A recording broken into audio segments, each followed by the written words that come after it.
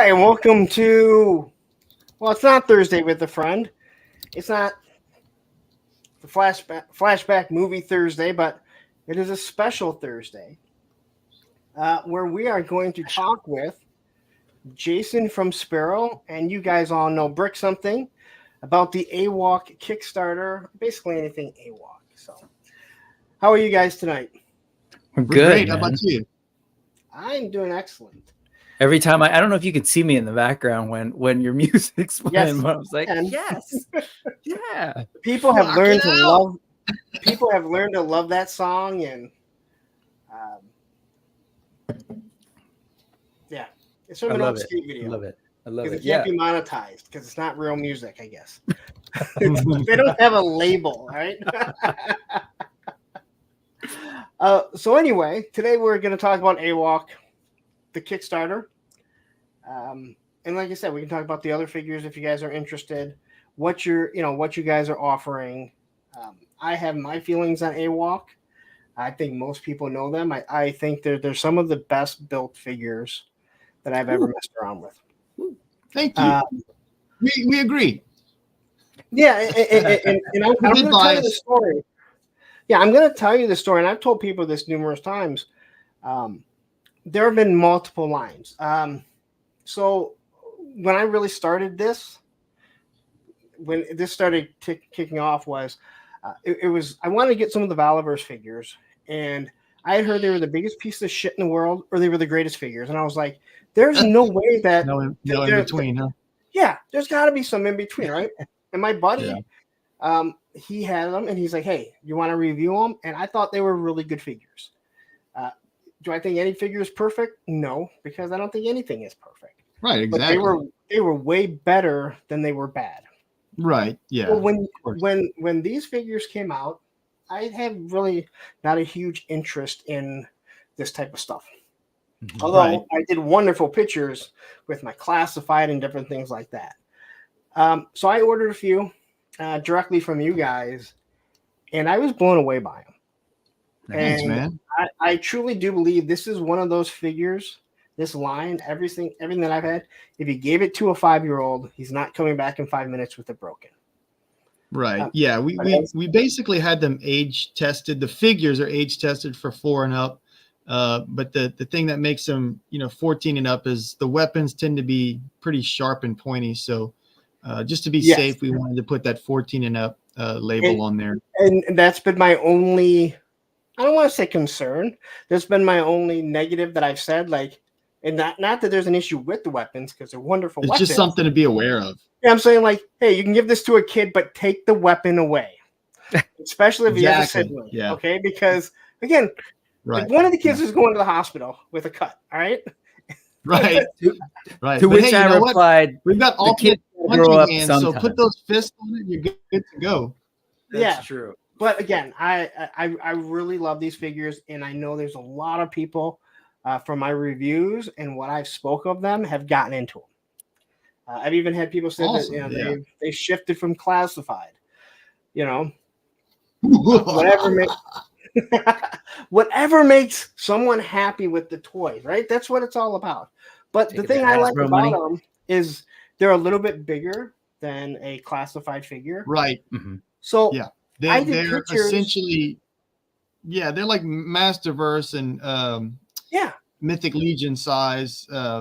But that's something you can work in. Like I can't work a Masterverse into the classified line, but I can work. It's a little bit too much to jump. Yeah. Yeah. So I did wonderful pictures when they first came out. I ain't gonna lie, Storm Shadow did kick the crap out of them, but that's Storm Shadow.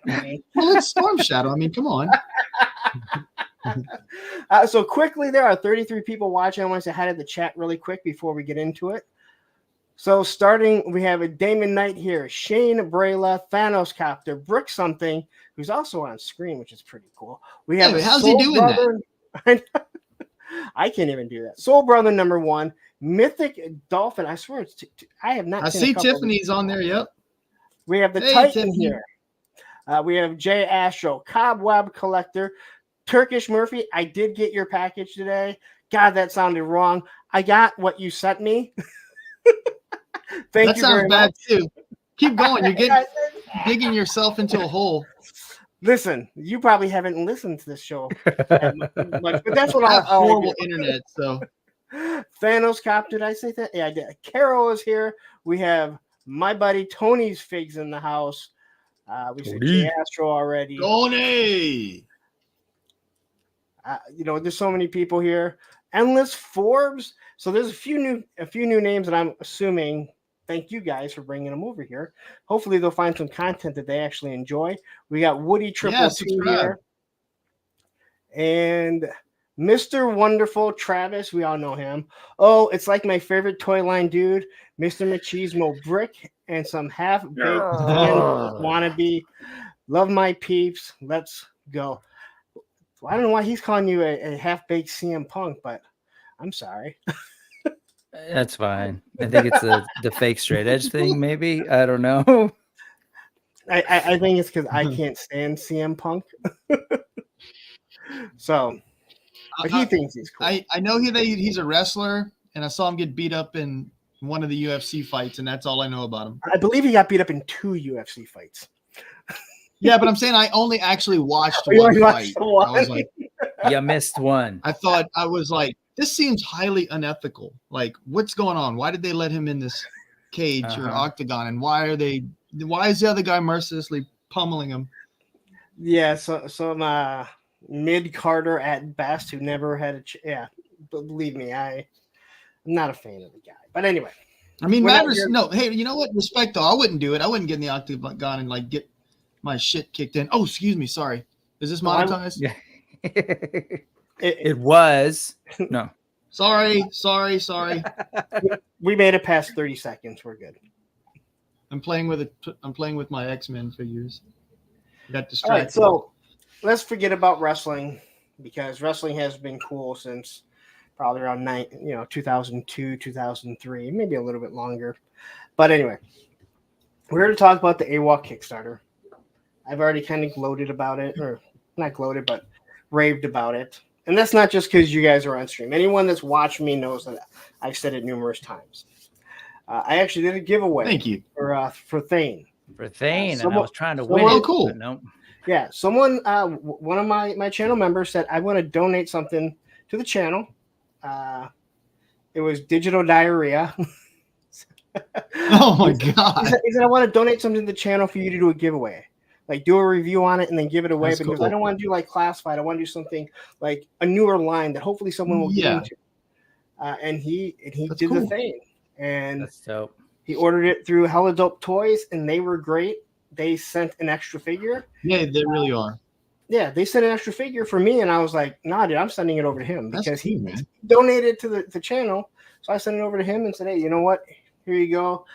Have a review. Do whatever you need. So, that's all right. great. So you have a very successful, at least from the outside, very successful toy line.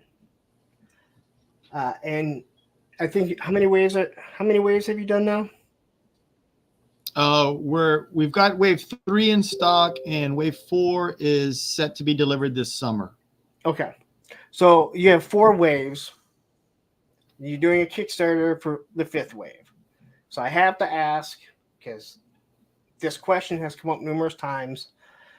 Successful toy company, what is the reason for doing another Kickstarter? Because a lot of people feel that's just asking for money rather than putting your money, up front to take care of it. No, I think it's a great question, and I'm glad that people ask on different podcasts because they might not watch every single channel. But we are obviously investing a lot of our own capital into it. But we're trying to do 4 brand new bucks right now, and we're about 30K away from unlocking a 5th buck. So just to kind of put the first Kickstarter in perspective, we did 2 different body types. This time we're doing 4. So it's like quadruple the amount of parts. So the tooling's, obviously expensive, but we also want to use Kickstarter as a way to do brand awareness, because we're essentially being covered by like toy sites and podcasts and YouTube channels for the duration of the Kickstarter. So that kind of brand awareness is awesome. I've got almost 1,000 additional followers on my Instagram, which is really fun and exciting because we're getting, new fans. And then the other thing is that the factory's monitoring the Kickstarter. So they're kind of making notes on like, okay, well, they want this wave to be delivered at this time and this wave to be delivered at this time. So they're adjusting their schedule around other clients that they have to make sure that, you know, we're slotted in and have our chance to be, you know, hit our deadlines and whatnot. So hopefully that kind of answers all the questions. The real thing is we want to expand our parts catalog. You know, a lot of times human toys, you can kind of get away with using the same bucks with different secondaries, armors, and different heads and stuff like that. And we do that to an extent as well. But in order for us to like really represent the animal kingdom that we're trying to do from the comics, we really feel that it's necessary to have these additional bucks and parts catalog added to our current parts catalog. So you're saying that the monkey buck, which was the big one, you really couldn't use it for a rabbit or a toad? Yeah, I feel like lizard. we could do like a roided out rabbit, you know.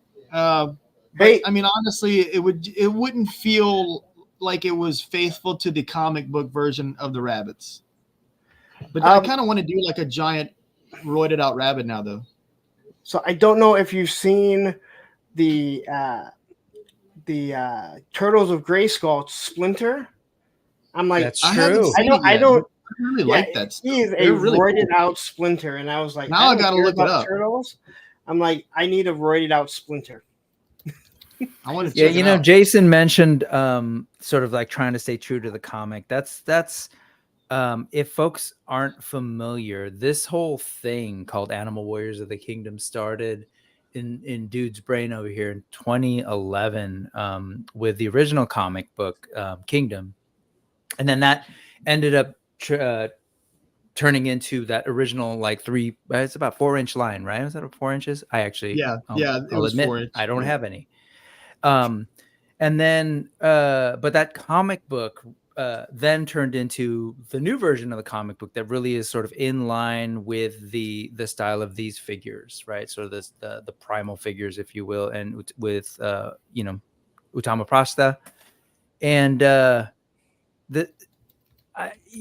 you got to read the comic. I'll just say that. And I know that's not for everyone, but like, man, the story is fantastic. I've said it on multiple streams that like, you know, we get comics with like our mini comics with our Masters of the Universe figures, but they're kind of like really like one tiny one-shot story. There's not a larger arc. This thing is definitely story and comic first with like this beautiful sci-fi world. Most people don't realize like it's not just a sort of I shouldn't say just, it's not a sword and sandals thing, but yeah, I guess just it's beyond that. It's very like Masters of the Universe in that there's the spaceships and the cloning and the DNA manipulation and laser guns and, you know, mad scientists, cyborg wolves and boars, while also, you know, bladed weapons.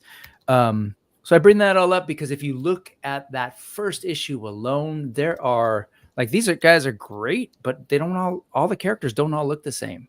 There's a giant elephant in that first episode, that first issue. There's a giant. We call them episodes. We call the issues episodes because we think of it as a cartoon waiting to be made. So if you don't feel like reading the comics, just wait till the cartoon comes out. So Jason, I'm not sure if you've ever watched any of my live streams. This type of stuff is what you'll get from the people that watch me. There goes Lawrence body shaming those poor rabbits. So if you start to see in the comments, people start taking shots at me, it's normal. Yeah, it's about 18 minutes in. Wait till we get to about maybe an hour. It's ball busting with love. It gets worse. And the Collecting Brother says comic book is amazing art and storytelling. So Thank you. Like I love the fact that you have media behind it. Yeah, and I bring that up because if you open that world, like there are lots of different animal types, lots of different body types, different scales, and so to kind of rehash a little bit the question of like why are we doing why are you all doing a Kickstarter again? Like, can you imagine that these figures, nobody's had this form of Animal Warriors of the Kingdom figures up until last February. Like February 2023 was the first time anybody had these figures. So it's like a really like a brand new line. Now we're entering year 2, And potentially by the end of year 2, fall of 2024, we're going to have 2 additional waves. So this first set, you gave away Thane on here, right? That was a big old gorilla, and this one. Yep. Those were the $2. By the end of this year, if this all works out, we're going to be getting, well, no, not if this all works out, for sure, because we've already passed that first goal. We're going to get 2 new bucks, the lizard buck and the brawler buck.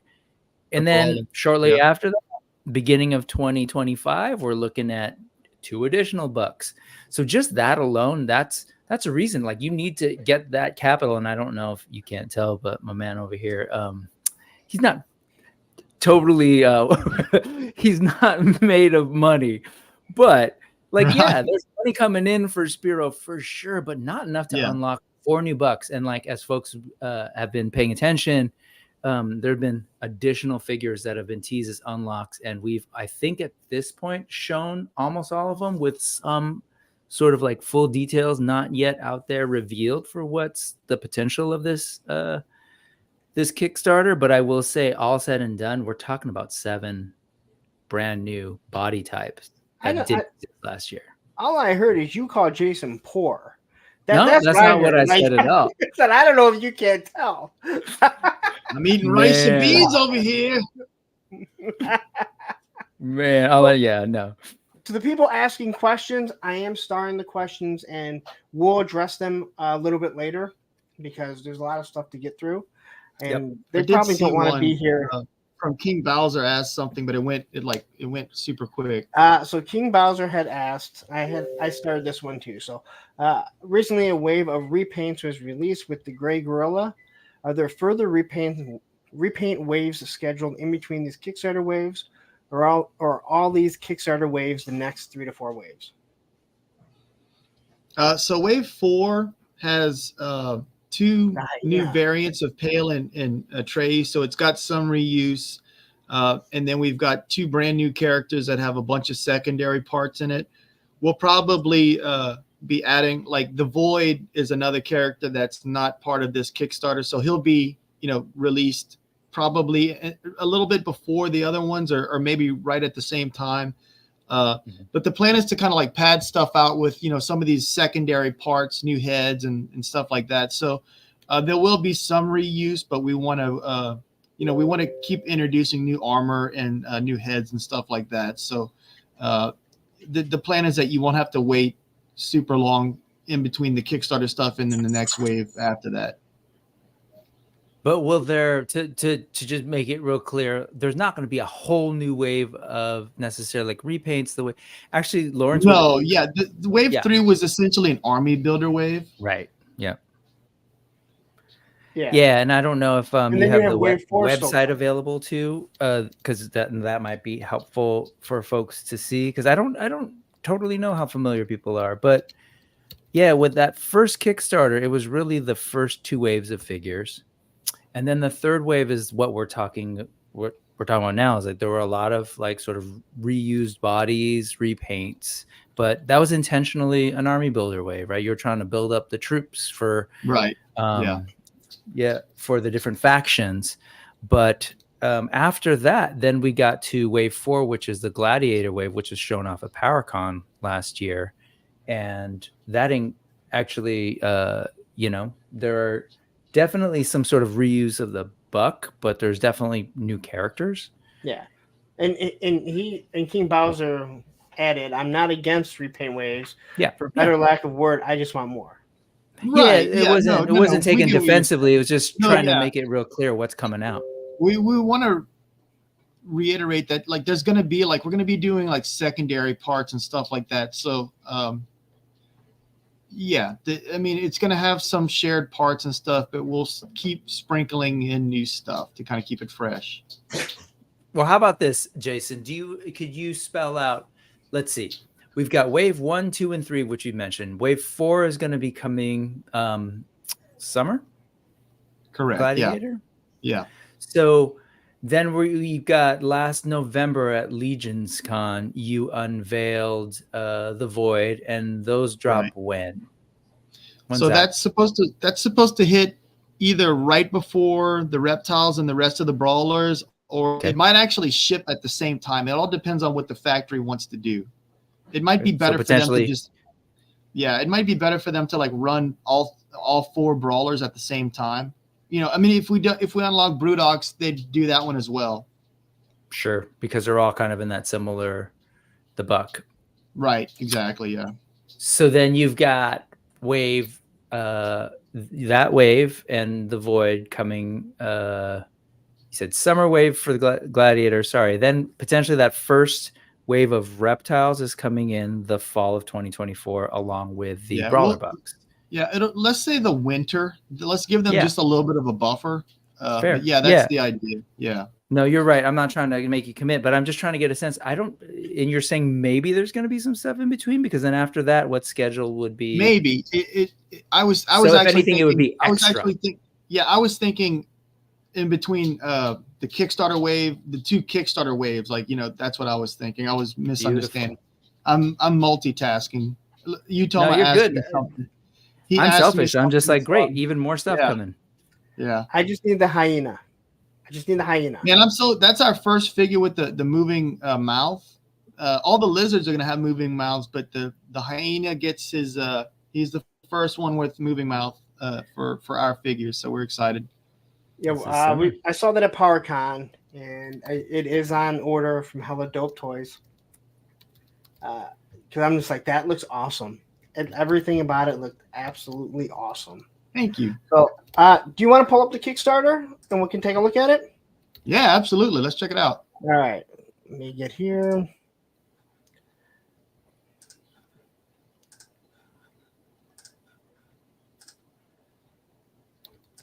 Look at Ed's got it there. What's it? All right. Look at that number. Someone have their microwave going on? I don't know. I heard it too. Yeah, it's over here. Hold on a second. No, it's cool. It's cool. I just know there's no. I'm gonna mute for a second. See, no money, guys. Microwave dinner. That's what we're talking about. No, listen. People hear the train that goes by. They've heard the train. I can't believe the train one. Like, everyone's like, "Is that a train going?" I'm like, "Oh yeah, it is."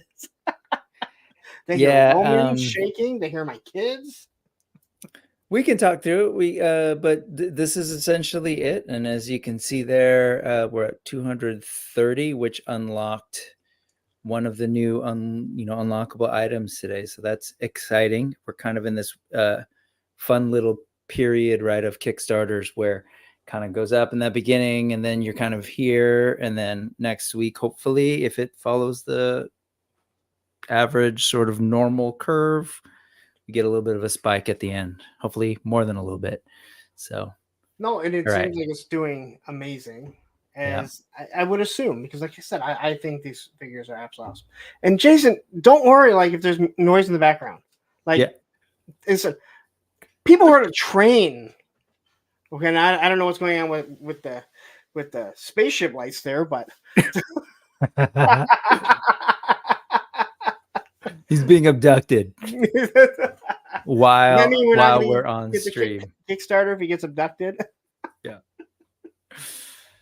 But we can go. Let's take a look at what's going on. First, I gotta say, like, I have never actually asked Jason about this, so I don't know if he's available. But like, if you just hit on that video, Jason, your videos are awesome. There's like this nostalgic quality for him, and you're on mute too, still, Jason. But my buddy Brandon Gary does our videos for us. Yeah, I mean, I did the thumbnail, but yeah, Brandon really knocks it out the park. I love him. He does a great job. Is that his voice?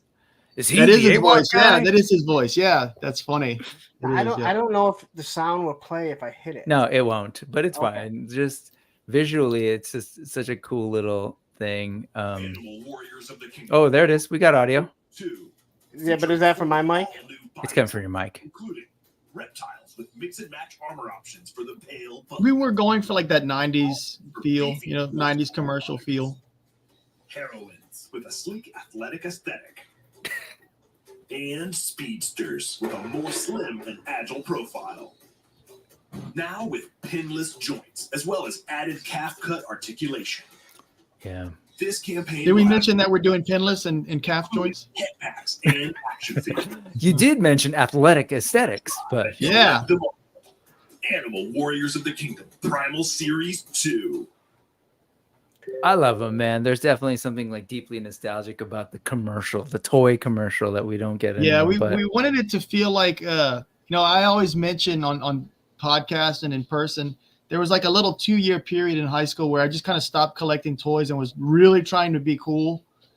So there was a lot of things that I missed. Like apparently biker mice from Mars, like I never heard of it. And like, I kind of saw gargoyles, but like never really, I didn't watch it or anything. And so like, it was my intent for this to kind of feel similar to that, where like, maybe, guys my age kind of started growing out of the cartoons and stuff, and they missed out on it, and they were like, oh man, this is so cool. Like, I can't believe I missed this when I was growing up. I want to check it out now, but it's actually brand new. So that was one of the goals we were thinking about for the line and the brand in general. So I said that you're going to hear me ask for maybe a new pit bull style buck, because I don't even need to ask, because everyone else is going to ask for you. Yeah, I see You it. need to have a Roman that's a pit bull style buck in your next line. I'm just saying, just your next wave, because everyone loves. Is Roman straight edge? He sure is. I mean, all he drinks is water. Okay. So I hope he doesn't try to beat up Grimes, because the Grimes alt head that was revealed recently, it turns out Grimes smoked cigars. Yeah. Well, I'll say this. That was the one I looked at, and I was like, I might be picking that up and sending it to Tony to do a Roman version. Huh? Nice. Because he's already doing an actual Roman custom for me. So. Oh, cool. But if I That's can get awesome. a real one, then I'll ask for that. Mr. Wonderful says that he loves the commercials too. Okay, so All right. See this one featured right here. Lawrence is commonly the noise in the background. So yeah, just Yeah, it's all good. It's all good, Jason. all right. We're among friends. So I confused you, Toma. Like I was sending him a lot of stuff, and he was like, "Wait, what?" And I was like, "Wait, let me stop and like send each thing at once." That's the artist whose work you're seeing there. Yeah, Utoma's on that fantastic. Mamba. So we added this at the front because, after actually, Jason, could you speak to like the overall thought on how you ended up sort of sprinkling reveals and unlocks? Yeah. So we were gonna reveal them a little bit slower than we actually did, but I got excited on a podcast and was like, you weren't showing everything, but we actually held back. We did hold back Mamba and then 2 other figures at the time. But in here you can see there's an additional rhino, which is a whole new buck. And we'll officially unveil that early next week, and then we'll unveil the other one as well. So that way everyone can see all the figures that are planned, potential stretch goals and whatnot. And they'll have a weapon set as well, and then we'll kind of repeat the process where they'll have like an alternate head that you can pack in. But yeah, that's the Kickstarter is basically like the fog of war. You've got everything kind of planned out, and then you launch, and there's all kind of madness and crazy scrambling going around behind the scenes, and then it's just kind of one of those things where we're just kind of trying to walk the fine line and keep it interesting without revealing everything out the gate. Mm-hmm. And so when we did that, like what I really appreciate about this line is that and some of the other ones that I collect, someone mentioned like Mythic Legions. Yeah, what I really appreciate about Mythic Legions is, we've got all sorts of different bucks. And if you look at them on the shelf, Right. It's kind of like this little world, right? With giant creatures and, and little tiny people. And so now we're getting that with the animal kingdom, right? You've got that little bunny on the far left there, which is kind of deceptive because he's got giant ears.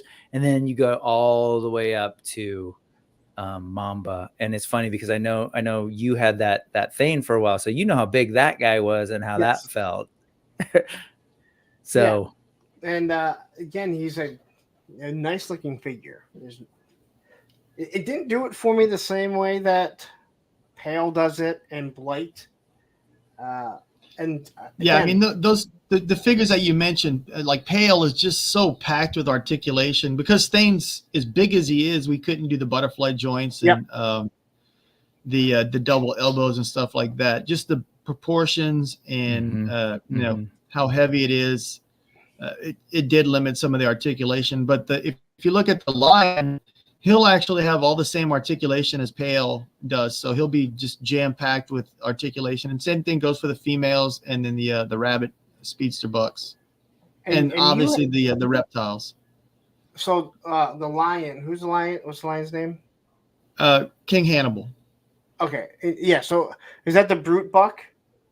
That's the Brawler buck. The Brawler. So you had those at PowerCon, correct?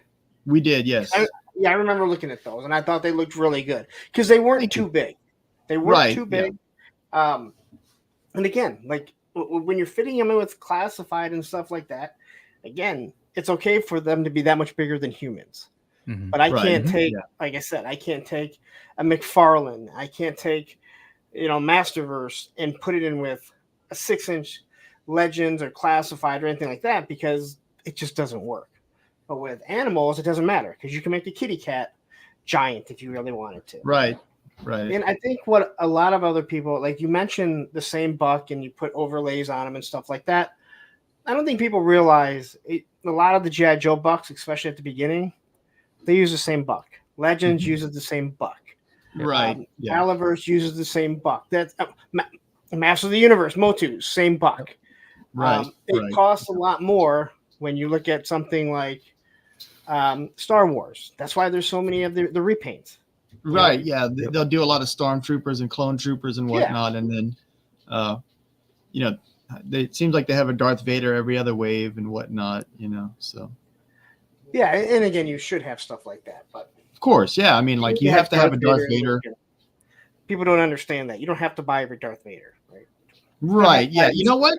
I waited I don't know how long the Black Series was out, but I just bought my first Darth Vader at the end of 2023. I got the Return of the Jedi Darth Vader. And then I think I got another one as well. But, it's been that long. And the same thing with like Wolverine.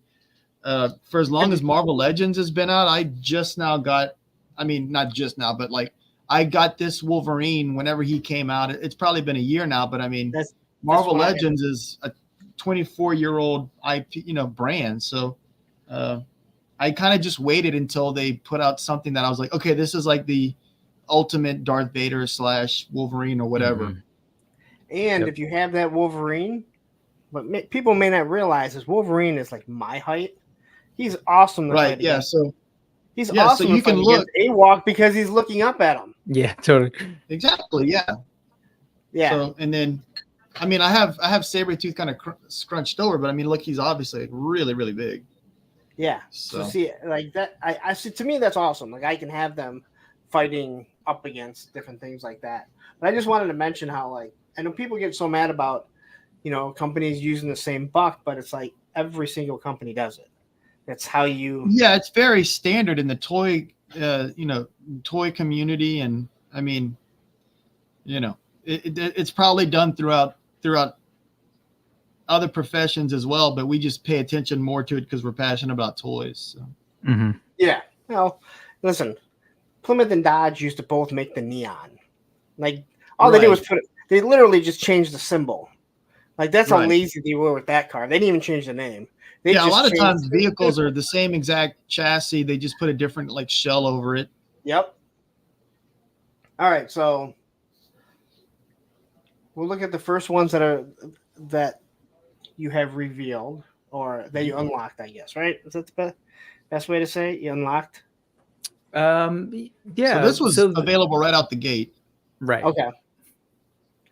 How long did it take you to hit the 99,000, which was your first? I don't know. That's a good question. I think it was 3. Was it 3 days? I think it was day 2. 2 days. It might have been day 3. I can check, but it was fast. I can't remember now.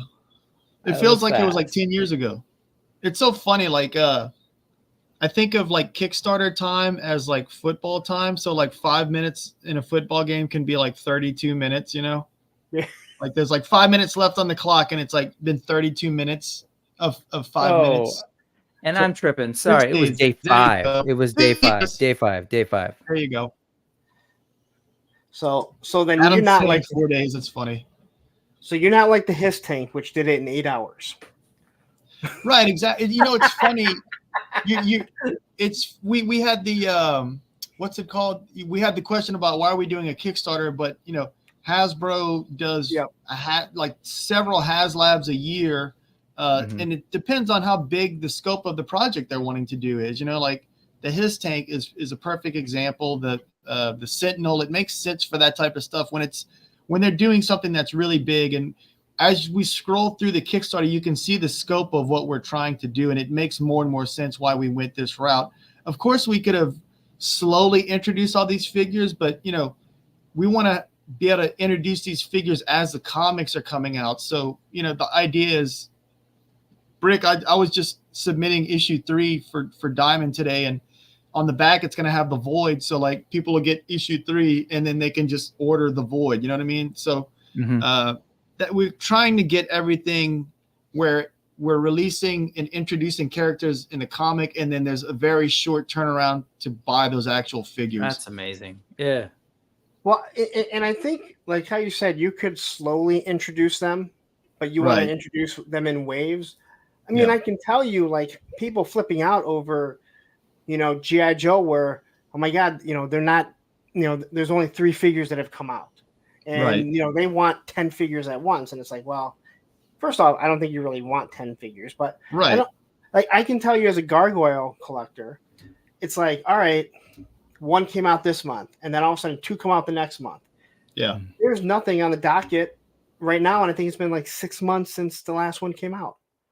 So here we are just kind of like, all right, NECA, are you going to do any more? So yeah, I think that really, like, everything that you're saying, it works out. It makes sense. Yeah, you know, I'm looking at it from a toy collector and a toy creator, so I'm definitely walking that line.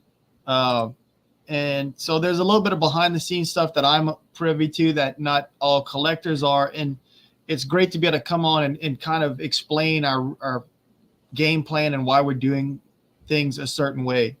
Thanks, Thanos. I agree. No, and I think that's good. That kind of goes back to my topic of a couple weeks ago, is gatekeeping. Like, you're not trying to hide anything. You're very open about it. You guys have done a circuit to, you know, get the word out there.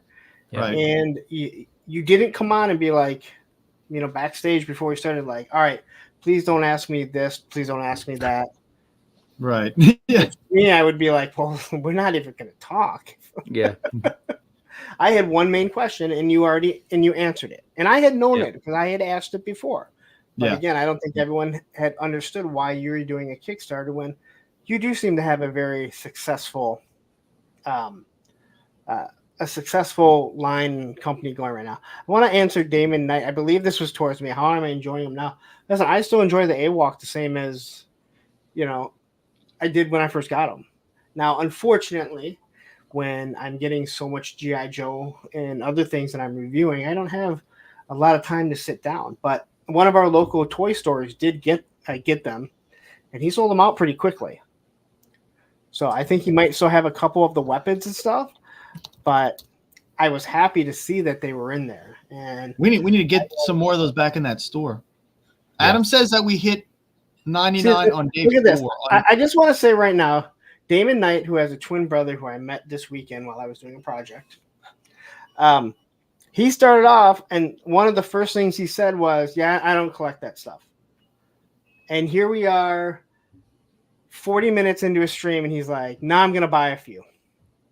and this is exactly what I say about any toy line that you're interested in that maybe looks interesting to you. Buy a figure. Decide if you like it. You know, I do that a lot, dude. You know, one of the things that I just absolutely love about doing the conventions is seeing, first of all, like seeing people that we've fans that we've become friends with. But then there's the new person that like they're walking by the table and they're like, man, I saw this online, and like now that I see it in person, I get it, and I'm getting them, you know. And they'll buy like 1 or 2 figures, and then they'll walk the show floor, and then they'll come back and get 3 more, you know. And then the next day they're like, okay, I'm here for the rest of them because I opened them up in my hotel room and they're freaking awesome. So yeah, it's just one of those things where I think people just kind of need the permission to like try something new. And it's like you said, like just sample it. It's not like you're going to invest. You don't have to invest in the whole line. It's like get 2 figures and like, we're sure you're going to enjoy them. And what's nice about starting a new collection is you don't have like the overhead of, you know, I personally only have a couple. I say a couple. I think I have like 8 total Masters Classics because like whenever I got into it, they were so far into the line that it was like overwhelming to try to track everything down. We're only like 3 waves in. So if like you do get 2 or 3 figures and you're like, oh my God, okay, I love this. You can get everything that we've got in stock and it's not super hard to track down yet. And then, you know, that excitement can spill over to pre-ordering stuff on the Kickstarter. Yeah. And again, I think it is one of those things where if you can't control yourself, if you don't have a line, I guess is the best way to put it. If you don't have a line, this is one of those things. I think the same reason why people go down that Mythic Legions, you know, path. They get one. They're like $55 for a figure. They don't even articulate. They don't even have that great of articulation. And then you get one, and you're like, "Oh my They're God, awesome, man!" I've got a ton of them. Yeah, and I tell everyone about Mythic Legions. I go, listen, you're not buying articulation. You're paying for paint. Right. It's outstanding paint, fantastic accessories. I'm actually more into the Cosmic Legions than the Mythic, but I do have a bunch of Mythic Legion stuff. But I don't know. The Cosmic Legion's really kind of like speaking to me right now. And the fact that you're a toy collector, just talking about other toys, shows that you don't have this big ego like you shouldn't buy anything else. You know, man, this guy is real chill. I love it. That's why I love working with him. We don't got the ego isn't an issue. Yeah, one of the things like we all kind of talk about in our private chats is that, you know, we all kind of check our ego. The idea is to put out the best product that we can.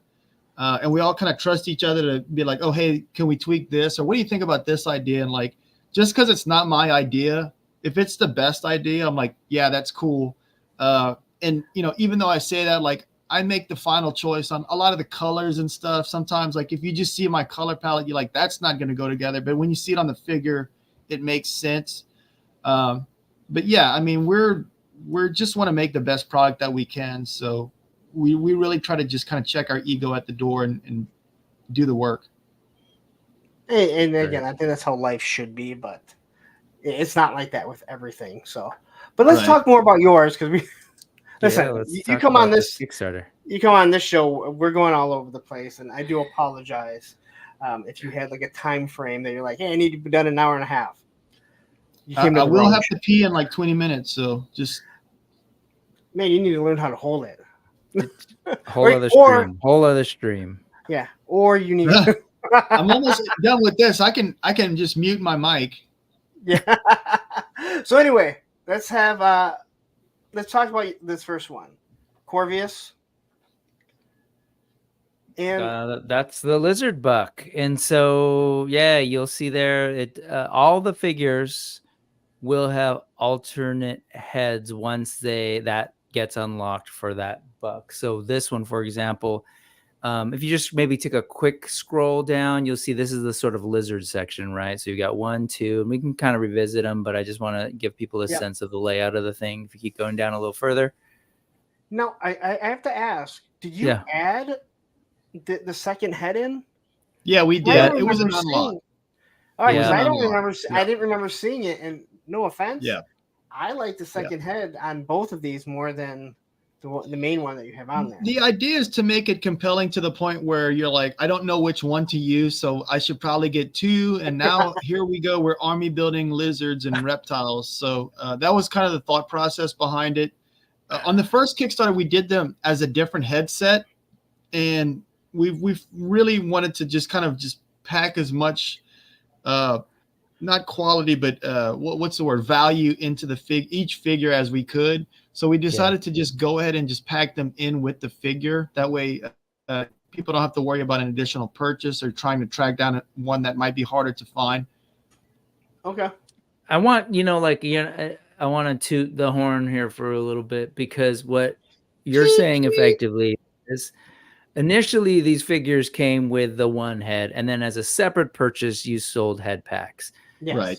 These figures are essentially the same price as they were, but now they're all getting alternate heads. And I just want people to hear that, because, like sometimes you're like, so Corvius, I kind of glossed over it. Yeah. So Corvius there with the second head, are those two different creatures? Because clearly there's Gretch, right? Gretch, is that how you say it's it? The second one is a horny toad. It's inspired by a horny toad. Yeah. Yeah. Okay, Cat. But up here, what are these? That's the horny toad. The one that's the horny toad. It's kind of hard to see at that angle. Okay. Yeah. When you scroll down, you'll see a side view. It'll be a little bit easier to see. So those are the weapons for this same buck. Keep going. Yep. Keep going. Yep. We're almost there. That was the one that was unlocked. You can see there it says it was unlocked on day 8 at 120,000. That was revealed. And I think that's what Tiffany was getting. Oh, okay. She got mixed up because we hit gold on day 4, unlocked him on day 8. So we have here. So these were unlocked, and then that's when you got the reveal, and then exactly what Jason's saying. He's like, hey, yeah, maybe you might want to consider buying an extra body, and and then you can have an army. Now, of course, inevitably you're gonna have people say, well, now I have extra heads no matter what. I got 2. Come on, now you can trade them with your friends. Pause. Yeah, let's just smell the roses and be like, damn, we got a whole extra head. But you know what? Same price as those first things, and at the same time, I'll be honest, I look at this Gretch here, and I don't really care for it that much. But I look at the. How dare you, sir? Sorry, I'm just saying, like the head. But I look at the snake head, and I'm like, that I like. That you want, and that's the idea. We want to give the option. If you want to do the snake head, pop that sucker on. It's already in the back. It's already in the package. So yeah, so then you have people that, like you said, some people don't want to buy 2 because they have extra heads. But then you have someone that might say, well, I didn't like that one, but now I like it. Right. Yeah, so you can trade them out. It's a catch-22 for people. Yeah, it really is. And like the other option was to do what happened in the first one and buy a separate purchase to buy some additional heads. Or how about this? If you don't like something, just move on. Yeah, how about I mean, that? I love that idea. That's what I do. I just tend to ignore it. Unless if it's Cobra Law, then I want you to bitch about it. Hey. We don't need that. What's up, man? Can you? Here I am bitching about Cobra Law, but I'm saying how much I love setting the AWOK to fight my GI Joes. I gotta have that snake head, not to be Cobra Law. Just Speaking of GI Joe, did anyone else just make this guy a ninja? Because I was like, he's too cool to be a scuba diver. I'm not gonna play with him in the bathtub, so he's now a ninja. I gave him the foot soldier swords from the new NECA turtle line. The last of the Ronin foot soldiers. Anyway, I can't say that I did. Okay, so like I said, I'm going to highlight some of these questions. So if I don't answer them, because I'm not sure if they apply to what we're trying to talk about, but all right. So this was the first unlock here.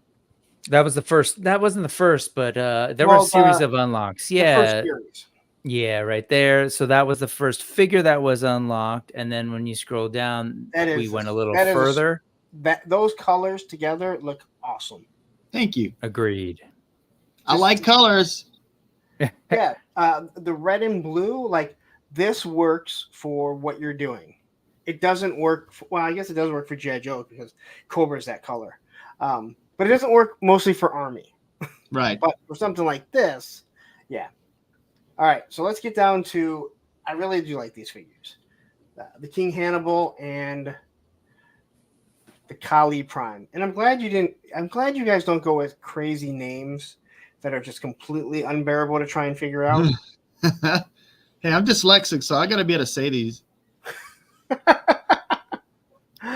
All right, so let's talk about King Hannibal here because this is on the brawler buck, correct?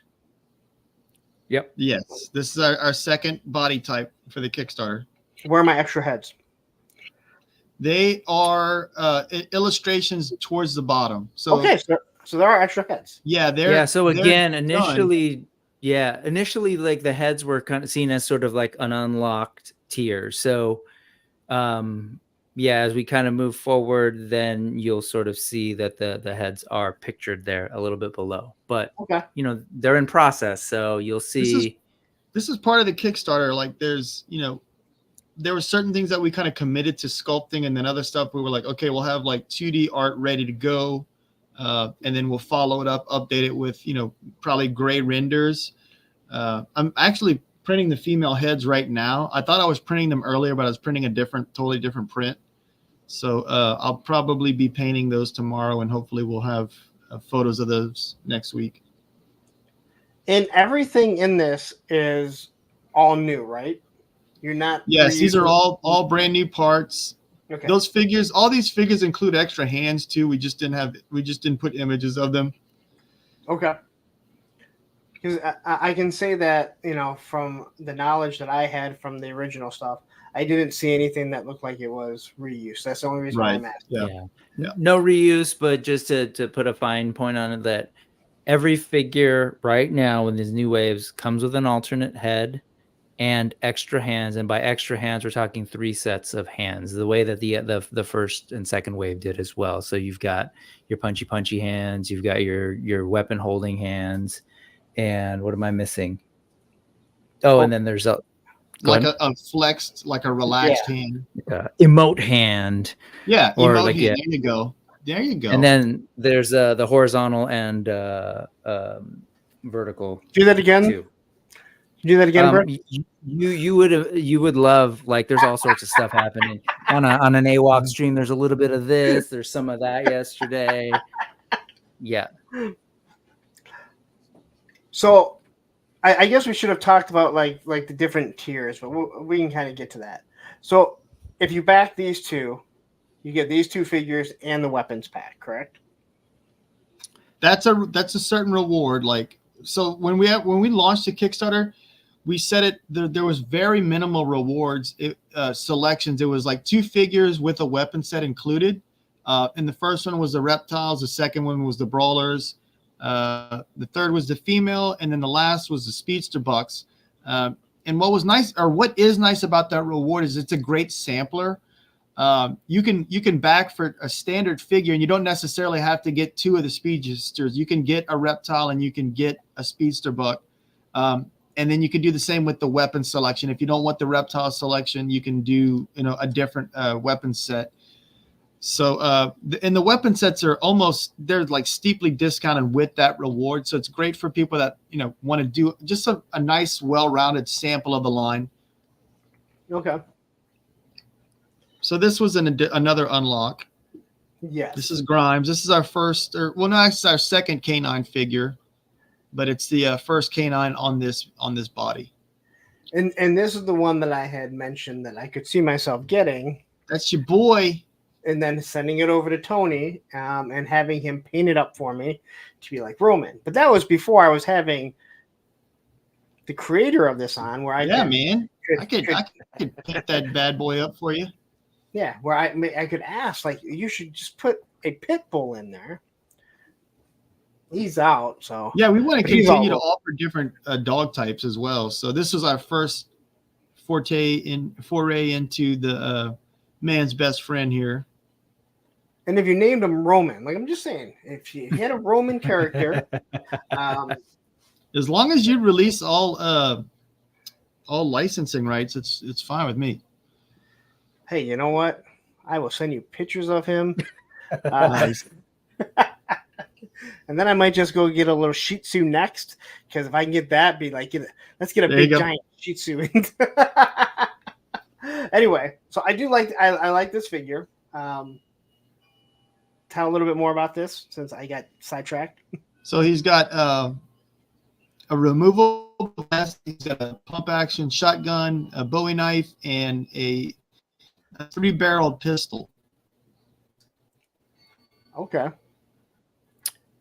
tell us about his character real quick. Give us a sense of how he fits into the lore. So Grimes is part of the Pirate Guild. Yeah, once we get further down, you'll see his partner in crime, who's Boone. They essentially are, they're part of the Pirate Guild who control all the trade routes. So they have access to the best technology, firearms, any kind of gear.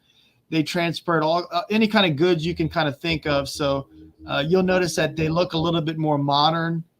They've kind of veered away from the sword and sorcery, and that's because they're interacting with different great animal houses that have kind of shied away from the old days and have embraced a little bit more technological view on for their societies. No, and so I will say this, and this was something I did not know till afterwards. It was actually because of Adam and Brick. I didn't realize that there was a whole comic, and a comic that had been going on for, I believe, quite some time, right? Like you had lore. Yeah, we started in 2011, and then Utoma and I did a reboot of the story, coinciding with the first Kickstarter. And we changed a lot of elements, but the base of the story is essentially the same. These two characters were in the 2011 comic, but we decided to only introduce a certain amount of characters on the first story arc. So these guys they'll be introduced in the second story arc, and they'll be, major supporting cast or characters in the second story arc. But I was shocked to find out that there's like this whole lore. Like I thought like you created like these, humanoid animal, and then it's like, no, there's this whole story. And It's not like here's 4 comics. It's like, no, it's been going on for quite some time. And so it's one of those things where we're trying to introduce the brand to the audience. It doesn't matter how cool it is if no one knows about it. So we're doing our press tour. We're doing a bunch of toy shows. We've been doing a toy show a month for, I want to say, since last summer, I believe I'll take it back. PowerCon kind of kicked off our convention tour. And we're going to keep doing that until we can announce the cartoons coming out. So like where your head's we're at. hoping to make a cartoon. That was a joke. No. You can do one. Putting it out in the universe. Right. Netflix. Call us. So here's your unlocked extra heads, correct? Yep. Yes. Right. So these will be packed in with the figures similar to the reptiles. All right, cool. And so obviously you don't have the actual. Are these the ones you said you're printing up right now? No, I have the female heads that we're printing those up. Female. Okay. Yeah. So what is the price point? Arlen's working on these, and Dan's working on the female heads. Okay, so what is the price point difference between the big bucks for this Kickstarter and the smaller ones? Because I'll let Brick take that, because I'm so used to saying like the normal MSRP, but we're in the Kickstarter, and there's a noticeable discount, for a thank you for backing the Kickstarter. So, Brick, do you want to tell them the Kickstarter for sure. Well, you kind of see it peeking. Yeah, you'll see it peeking down there on the right, where it has a picture of Gresh, the chameleon, and etc. So that's a standard figure. So the standard figures are pretty much all of the figures that you've seen so far, with the exception of course, these big guys, the Grimes, the Hannibal, and the Kali, and those are considered deluxe figures using the terminology of what we're going with here. And those are at for the Kickstarter at $45. So just so you know, like right now, you can also order these like at a retailer who is supporting the Kickstarter. So they're selling over on Big Bad Toy Store for $37.99 to give you a sense of what these could be at retail. And then the $45 deluxe figures that are being sold right now for you to back here on the Kickstarter are $49.99. So you can kind of get a sense of the kind of discount you're getting per single figure. So that's what we're looking at, Lawrence. And BBTS has all these figures up. They do have them, and the weapons packs. Yeah. So they're backing the Kickstarter. We would obviously prefer you back directly, but BBTS is great for people that are abroad. So it really helps all the international fans. So a lot of people have been ordering through BBTS for the international stuff, and in Canada e-collectibles. Okay. But they're the only ones that are doing it. Correct. Everything will open up after the Kickstarter is over, and the backer kit is open for pre-orders. Now, there's two different sections of the backer kit. There's one section that is essentially for big Kickstarter backers only, where they do their survey and they pick out all their awards. And then once that closes, then we'll move on to just a pre-order model. So at that point, then all the other stores will be able to start doing their pre-orders as well. Okay. All right, so we'll keep scrolling down here. Here we get to the females. I know people love females. I do. Yeah, I'm a fan. I'm sure not everybody, but I'm a fan. Yeah, no, we're getting women into the line after, a couple waves, but that's all right. That's why it's really important that folks back, and then we're going back to Kickstarter to raise as much of the funds needed to tool everything up and develop a brand new body type. So yeah, two key characters right here in the beginning. Mother Mala, if you're following the lore, plays a huge role in the sort of the protagonist's world. And you can see that she's a magic wielder. So there is magic in this world. Those are effects that are on that sword. Are they on it all the time, or do they come off? They are removable. Jason. Yeah, so the ice effect and the fire effects are removable if you don't feel like having them displayed like that. I got professional. So both on the shield and the sword. Removable. I'm like, do they just come off? Yes, they're removable. Yeah, they can be not on. Pop off? And then the next character is key to the antagonist, the villains, right? So you'll see if you scroll down a little bit, that's Lady Jadu, kind of an awesome mad scientist. I don't know, sketchy type. If you see her down there, so she's got a mohawk too, man. Think of her like the Baroness. If you're because you love G.I. Joe, just kind of think of her like the Baroness. How's that? Fair enough. If you like Motu, think of her as Evelyn with science. So I want to address something. Yeah, exactly. That's great. Yeah. So I want to address something that Amanda here says. She says, I would totally get in this Kickstarter when the elephant unlocks. Understand when you do back a Kickstarter, you're not charged until the end. So there's no reason, unless if you're only waiting for the elephant, but then you have to think, if everyone was to think the same way, there's a good chance that things don't get backed. But just remember, like, you don't get charged until the end. So you could always, back out later on. And I think Kickstarter, I think you still get don't you get a 30-day window even after that to cancel the order if you want? Once the Kickstarter ends, I think you're charged right after it ends. Yeah.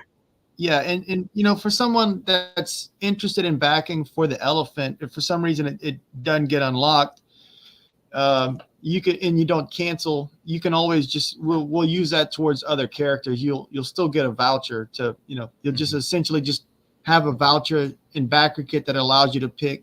It's almost the equivalent of 3 figures. I don't know exactly what it comes out to. Mm-hmm. Because I know with the HasLabs you have 30 days to cancel after it. Yeah. I thought Kickstarter was the same way, but and just so you know, okay, and that's good to know.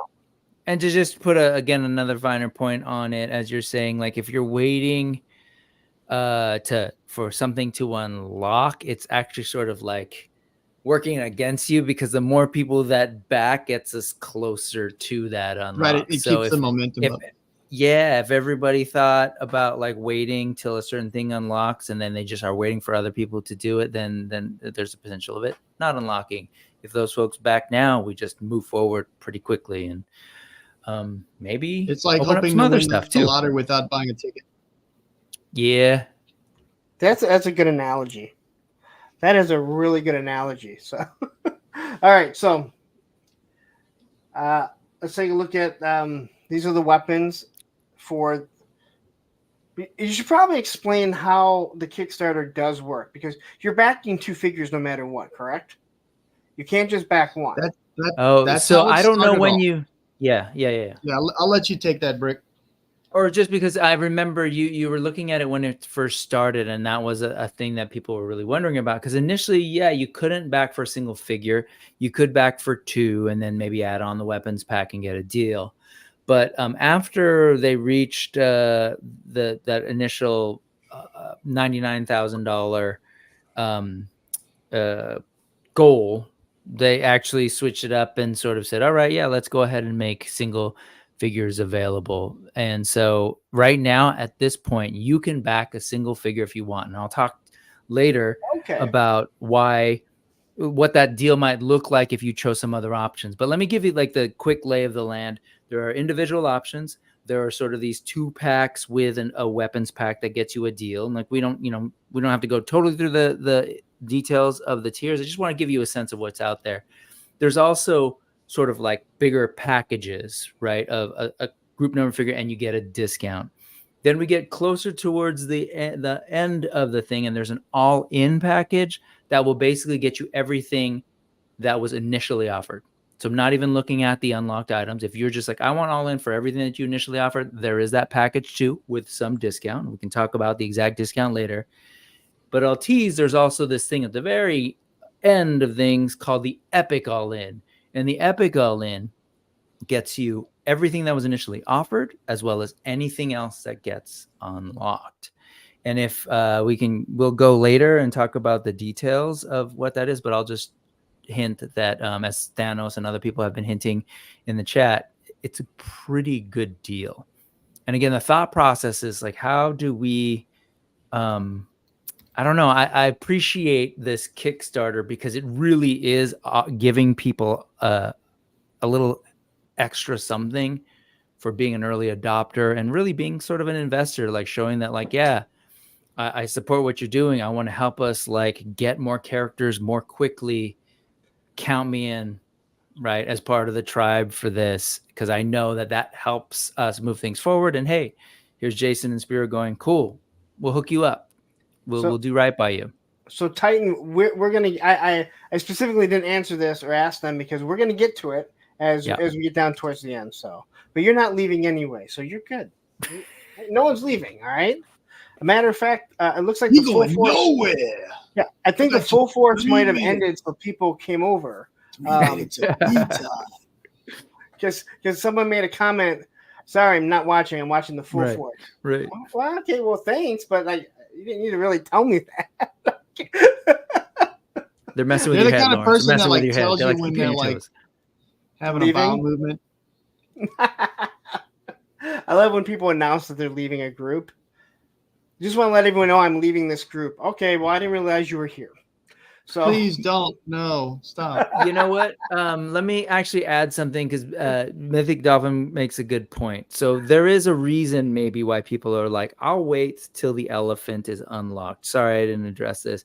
And people are probably like, well, I don't see it as an option, so I can't back it. And that's valid, right? Like, I want that thing, but I can't right now. So yeah, I get it. So how do you deal with that? Well, we'll share that like the planned price point for the Kickstarter for the elephant, for Mamba, is $89. So you have the option there in Kickstarter to just make a dollar pledge or more. If you pledge $89, that gets you in, put your money towards unlocking this elephant, and that is the equivalent of what it'll be when Mamba is unlocked. So I think that's fair. You know, I hadn't really wrapped my head around that, and thank you, Tiffany, for pointing that out. Because if you were like, well, I want to, but I don't see it as an option, that's what you do.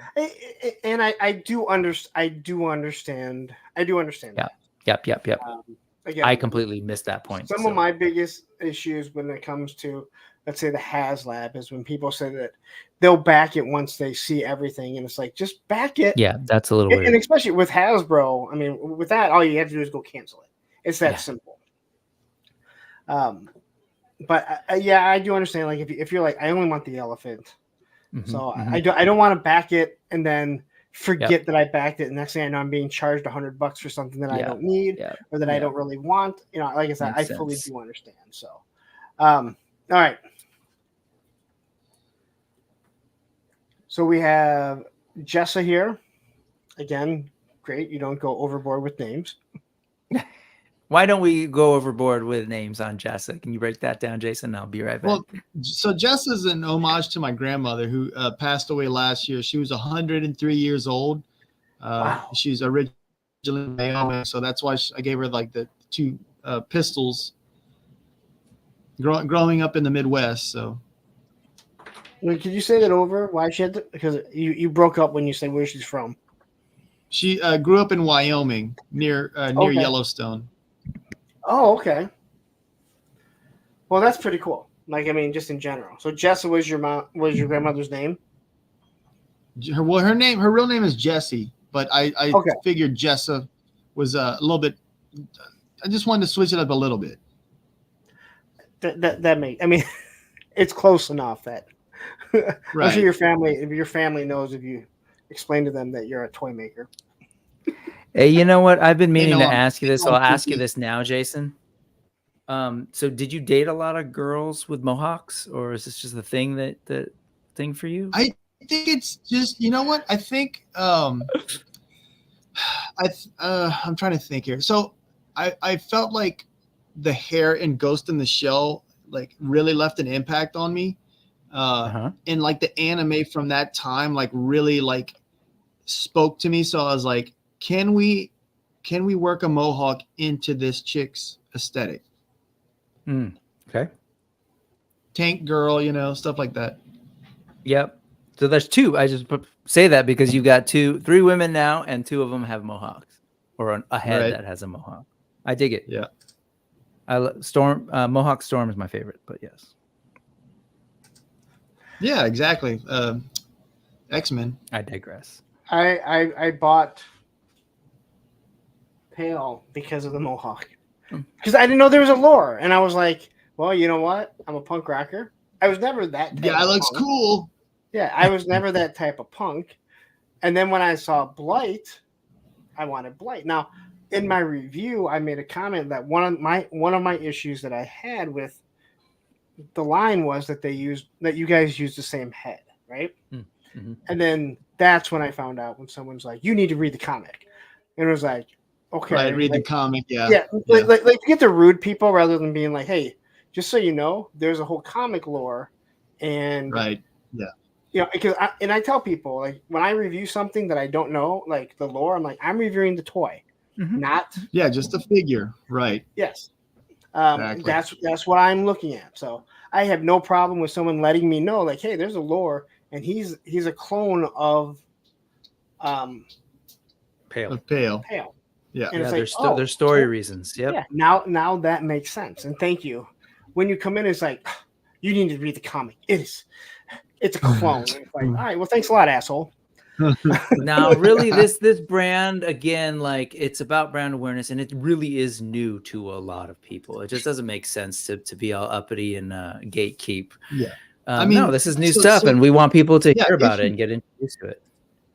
I mean, issue 1 just got in stores in March, so you know, that was the first real accessibility to, you know, comic readers that we've had. I mean, we did have a good bit of people that, you know, got the comics during the Kickstarter, but not all comic readers are toy collectors and vice versa. So, yeah. So I don't know if Amanda is being serious, but she's asking there's a comic. She is not being serious. She is, she's well aware. And because Amanda's not one of the people that usually follows. But listen, if you're new here, subscribe to the channel. Yeah. And you'll love G.I. Joe when I'm done, or hate it, one or the other. And I'll just say real quick, like, if that wasn't clear, since we're on a Punk with Toys, like, you and I have talked punk rock before, like, this is pretty damn punk, like this line. And so when this guy was like, I'm going to do a comic book, it was self-published, DIY, found an artist, and they did it themselves. And so this comic book that we're talking about, we keep saying it's been out for a while. It has been out for a while because it's totally self-published, available on the website. And so really the reach is relatively small. And so in March, the same day that this Kickstarter kicked off, it was the first day that it was available in comic book shops through Diamond. So that's what we're talking about. So for many ways, for the comic world, at least, who maybe aren't aware at all of like the toy collecting world, it's brand new to them. And so that's kind of what we were referencing earlier, when it's like, as these comics are now getting their wide sort of release, if you will, then we're going to be able to time it a little bit better with the release of the different waves. So it's kind of it's a cool thing, man. I think it's pretty damn punk. I was in a band for years before I started doing all this too. So it does kind of segue. It's funny, a lot of the artists were in, rock bands and stuff before we started doing action figures. So there's a lot of parallels, especially like when you're touring, doing road shows and stuff is very similar to doing conventions. It's a lot less smoky and loud and grueling, but it is similar with like the hotels and everything. Of course, there's no trashing of the hotels now. I was going to say hotels. What's that? Motels, sorry. No. Rick, all your promoting has brought in a lot of people that have never been on my channel before, or at least have never commented. Which again, make sure you hit that subscribe, or at least hit the like button, right? Because again, I know there's a lot of people that they're like, well, I don't like this, I'm not going to watch it. But it's like, well, why don't you just check it out? Yeah, just watch it. Maybe you're not interested in it, and that's great. But give something a chance just to see. No one's telling you have to buy it, but look at everything that you're seeing and hear the story, because the story and the principle of the thing.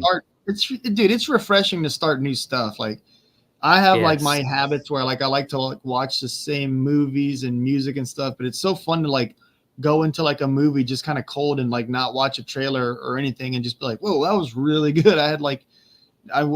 It's totally new and I enjoyed it. Now I'm going to see if there's anything else by this director. Yep. All right. So let's take like kanji. Am I saying it right? I've been told, Dan told me I've been saying it wrong. So it's pronounced kanji. See, that's what. Thank you. I've been kept my mouth shut, Jason. And Dan was like, I've been keeping my mouth shut because you're the creator.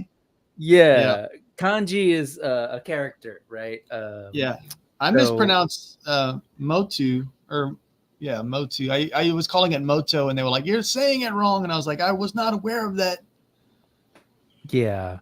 So it's like Japanese characters when you're it's the characters that you use when you're particularly like writing a Chinese language stuff. So kanji. And I've wondered, that's how I've said it, but I'm like, you've created it. So whatever. Leah. I was saying it wrong, yeah. Han. Now I'm okay with that. Was there any homage here to the Green Arrow? No, their clan is a farming community. They're actually a minor house of House Fairless, which is all the cats. So they are essentially growing mostly crops and agriculture for the Fairless, in turn for their protection. So they're, in the comic, they're mostly in the fields and growing crops and stuff and wearing most similar, like a lot of this garb. But Kanji's kind of like the first to kind of like really want to kind of break out of the farming mold and become a warrior. So he essentially just kind of like put a couple of things on top of the farming tunic that they had. And, it's not really any kind of like homage or anything like that.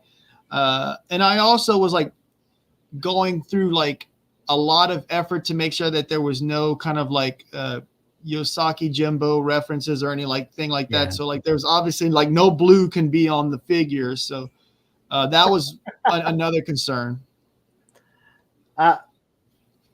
I'm going to ask this because Thanos Copter says, so Jason tossed out the idea of hybrids on Collecting Brothers the other day. Any crazy animal combos, kicks around in the brain. I guess I should have waited. Yeah, yes, but I'm not saying. All right. Hear that, Thanos?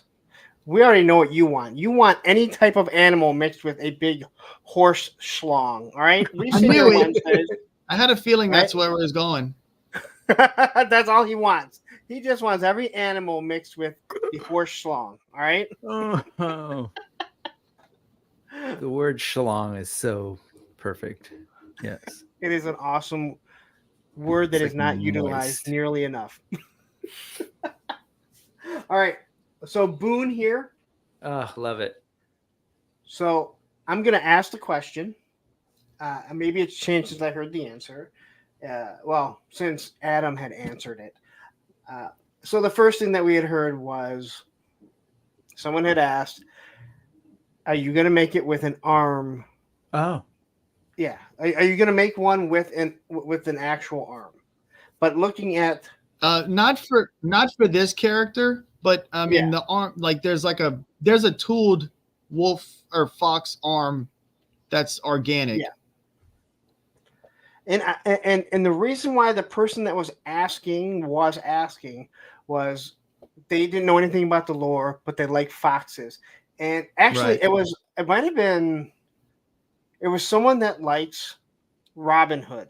The Disney cartoon. Disney, yeah. I love and that. I love that perfect Robin Hood. And then if I remember correctly, they said Brick loves Robin Hood. I don't know if that's true. I love Robin Hood. I do, but I know, like in particular, it's like a favorite among Jason and Adam. I loved Robin Hood too. And I want to say thank you to Wraith Mace for gifting one toy membership.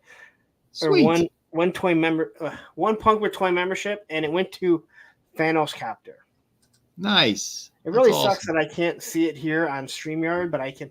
So I have to look over here. I can see it on the actual. So you guys can see stuff that I can't, which is awesome. Like, what a great idea. Anyway, let's get to Boone here because this guy is. I'm not a big fan. I really love this character. Yeah, I'm not a big fan of the cybernetic arm, but Adam really went into it, explaining like it's part of the lore and how he loses the arm. And everything. So yeah, cool. I really want to do a one shot of Boone and Grimes, so that way we can, because like when they factor into the story, they're already, they've got a backstory and stuff, but we're not really gonna be like going into their origins in the context of the second story arc. So it would be fun to do just like a one shot where we explore their how they met and stuff like that, or maybe just a random adventure that they did where we get a little bit more character development in that way. All right, so quickly, Solo Center sent a $20 super chat, sending this just to draw attention to Austin M's Rico for a breed of dog figure comment. Also, Jason, if you can, read the chat later. Lots of love for you. Awesome, man. Thank you so much. I'm not sure what kind of breed of dog Austin M was talking about. I don't know. I'll have to go back and look. But we're already in discussions to get a pit bull named Roman. I mean, I'm just throwing out this name. Where is he? He's right here. Is he locked? Is he in another room? Austin M wants a Newfoundland medic. He's laying down on his bed. Eventually he'll show himself. I would call him up. I'd call him up now, but I don't know if you heard that. You can hear he just sighed. Oh, God. So why you guys were looking? I looked at what Awesome M was looking. So let's go ahead and highlight it since Solo Center. You're able to find Center's dime. Yeah, saying a Newfoundland medic on the brawler body. Gentle giant. They're gentle giants. They're bred to save people from drowning. Oh, and cool. yeah, there's a bias there because he's got 3 Newfoundland medics. So, cool. Like a Hagrid type character, he's saying. That's cool. Oh, that's cool. I like that. Nice. Yeah, we got 2 Goldens and they're big babies. So I'm looking at seeing if you're looking at the comments show up. Nope. No, I'm just seeing I have little icons of my dog in there. Oh. But it just again, when I look at it, it just tells me that it's Roman. but when you guys see it, you can see the little icon of them. I just want to see if I brought up the chat, if I highlighted it, if it actually showed the icon, but it doesn't. They're cuties. Again, to all the people that aren't regulars here, Roman is like, he's a staple of the show. He is. He's the barking. mascot. Yes, he always comes up, jumps up. Well, not jumps up on me, but gets up on me. Usually, I have a kid here that will let him out. That's why I'm not bothering him. I'm actually kind of bummed he's not in the chat. He's often in the chat, but not today. Oh yes, and then there is Roman the dog who joins a lot of the chats, not just mine. Created an account, and with his little paws, chats often. And the funniest thing about it, he'll be on Hella Dope Toys when I'm in there or somewhere else. Every time that Roman the dog shows up, I cannot. He's either not in here or he's faced a certain way that if he was texting, I wouldn't be able to see it. It's just, it's how it works every single time. So. Anyway, so I told you, I'm sorry. Let's say where we at. Boone, robot arm. We got, love this weapon set, man. Look at all the cool little things that come in this. We got little bottles, potion type things. These pirates are carrying some weird stuff. I listen, that middle one, I don't want to say what it looks like. Which middle one? Oh, the red one? There's a grenade. Oh yeah, it doesn't look like that when you rotate it. It's I'm just saying. I know there's some females that really enjoy that. Just yeah, well, this one's like the size of like my pinky nail. So, Brooke, are you really trying to figure out what I'm talking about? No, I'm laughing that Jason's internet like paused right at. It looks like my pinky inky. Yeah. No, I think these are great. These are great weapons, man. I love that Top Gun. I just love the look of it. I love the crossbow or whatever that thing is. Got 4 bows coming out of it. It's a quad bow. Yeah, it's hard to tell in the image, but it's like a crossbow that's like, it shoots 4 arrows at the same time. It's really fun. Really fun weapon. Wow. Yeah, man. I love this world. It's just so the little rich. the gold pistol is a stun gun. So it looks slightly different. I like the fact that the guns that you're doing, they're not like super futuristic, but they're also not of this world. Mm-hmm. Yeah, they're very steampunk influenced. Okay. I think one of the things that I just really liked about Star Wars so much, where they were like, kit bashed World War II weapons, and it just really kind of made the world feel a little bit more real, because it was like, like you're looking at it and you're like, this feels very kind of practical. And even like the lightsaber was, I think it was like a mix of like a flash bulb, like it held the flash for a camera. So like, it's all this stuff that's like machined, and it had some sort of purpose, but like, the effects people repurposed it for, the Star Wars universe. And I definitely took cues from that and made it our own. Nice. Yeah, I like the look of this because, in all honesty, I feel like for me, I can only do so much with bladed weapons before it's like, I need some sort of pew pew. All right, totally, yeah, definitely. And you had some from the beginning, and I'll say this: he's still up there.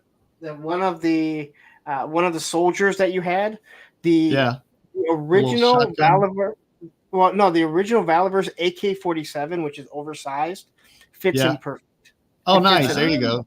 Perfect, cool. And I think he's had it since I've gotten it because it just fits him. Yeah, so I've got the Valiver's pack. The weapon pack. I think it came with like a gold AK-47, if I remember. Yep, it'll fit. Yeah. It'll fit on them perfect. Oh, nice. Cool. Like, I'll try that out. Because if you tried using one of the classified, it'd be like tiny on them. Yeah. So. Yeah. All right, so let's get to this Horde Assassin. When Breck say anything? I mean, yeah, it's a cool figure. It's we don't guy. See the alternate head. It's a monkey man. And again, it's this is on that smaller buck, so we do have other apes, right, and chimps. So it's going to be nice to sort of have that variety. So again, quickly, yeah, you have Green Arrow here, Green Arrow, and you have Hawkeye here. That's funny. Hawkeye, sorry, He wears purple. Sorry, my brain was in DC. Right. Yeah. Yes. Yeah. I just happened to notice it. Yeah, he said he loves color. That's the thing. If you look back at a lot of those old comics, some of it was just it was definitely a color theory thing. Some of it was a print production thing for the old comics, and so you got a lot of these interesting combinations that were really common. So you got a lot of purple and green. You had and so I see it. I totally see the Hawkeye now.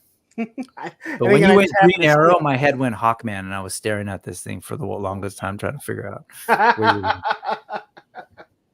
Nope. It's just funny, and they both happen to have bow and arrows. That's what just stood out. All right, so now we have the assassins. Okay, so you said you can back just one figure. Yep. Can you back just this figure, or is this? Yeah, the spectral pale, yes. you can. It is a different price. So you'll notice on the bottom under the name, it doesn't say standard figure, but instead it says, I forget what it says now, but I made that image. It says $40 limited edition. That's how I was trying to figure out how do we set this one apart? Because it is the event exclusive, meaning that for this Kickstarter, that is the one that you can at this point only get on this Kickstarter, and that's where you're going to get it first. And then eventually it might be saved up for like convention appearances or a contest or something, but this is not something that will be available widely at retail. All right. So so Adam, this is what Adam said. And I want to know if this is true. So Adam said that. Is Adam a liar? Well, no. I'm just kidding. I'm just kidding. Go for it. Like I said, hey, he doesn't like me. Like, let's not make him more not like me. All right. Anyway, okay. So Adam said that this is only for the Kickstarter and for conventions that you guys go to. It will not be offered through any store or through your store or anything. Is that correct? That's correct. Now, I mean, we can't stop people from like buying it on eBay and listing it on eBay or whatever, So. I love that. I just want to see why I love this, because too many other companies say this is a PowerCon exclusive, and then a week later it's up on the website. This is a Joe Fest exclusive, and then a week later it's up on the website. That's not an exclusive. You're just saying you can buy it here, but don't worry, you're going to have it up here in a week or two. Another company said, hey, you know what? This is the Dallas-Fort Worth exclusive. We're not going to have it up on the website for at least 2 months. So it's not an exclusive. That's what you're telling me. So I love the fact that you guys are saying, you can do that. So what happens is the factory asks for there's a minimum order quantity that you have to do on all these runs. And so, we expect to have stuff left over, but we don't want to make it to where it's not this Kickstarter exclusive type figure. So our answer is, we'll offer like 5 per day at conventions until they're gone. And I have a feeling it won't be, too many conventions before they're one and, they're done. But I just like that, because you're actually saying these are an exclusive. This is how you get it. Right. So, and I guess now you answer my question. You won't have these at Joe Fest. What's that? There's no way we're going to have them at Joe Fest because the Kickstarter will have just ended. Okay. And then it's going to be almost like a whole year before another Joe Fest. So, they'll probably be sold out by that time. By the time we get around to the 2025 Joe Fest. All right.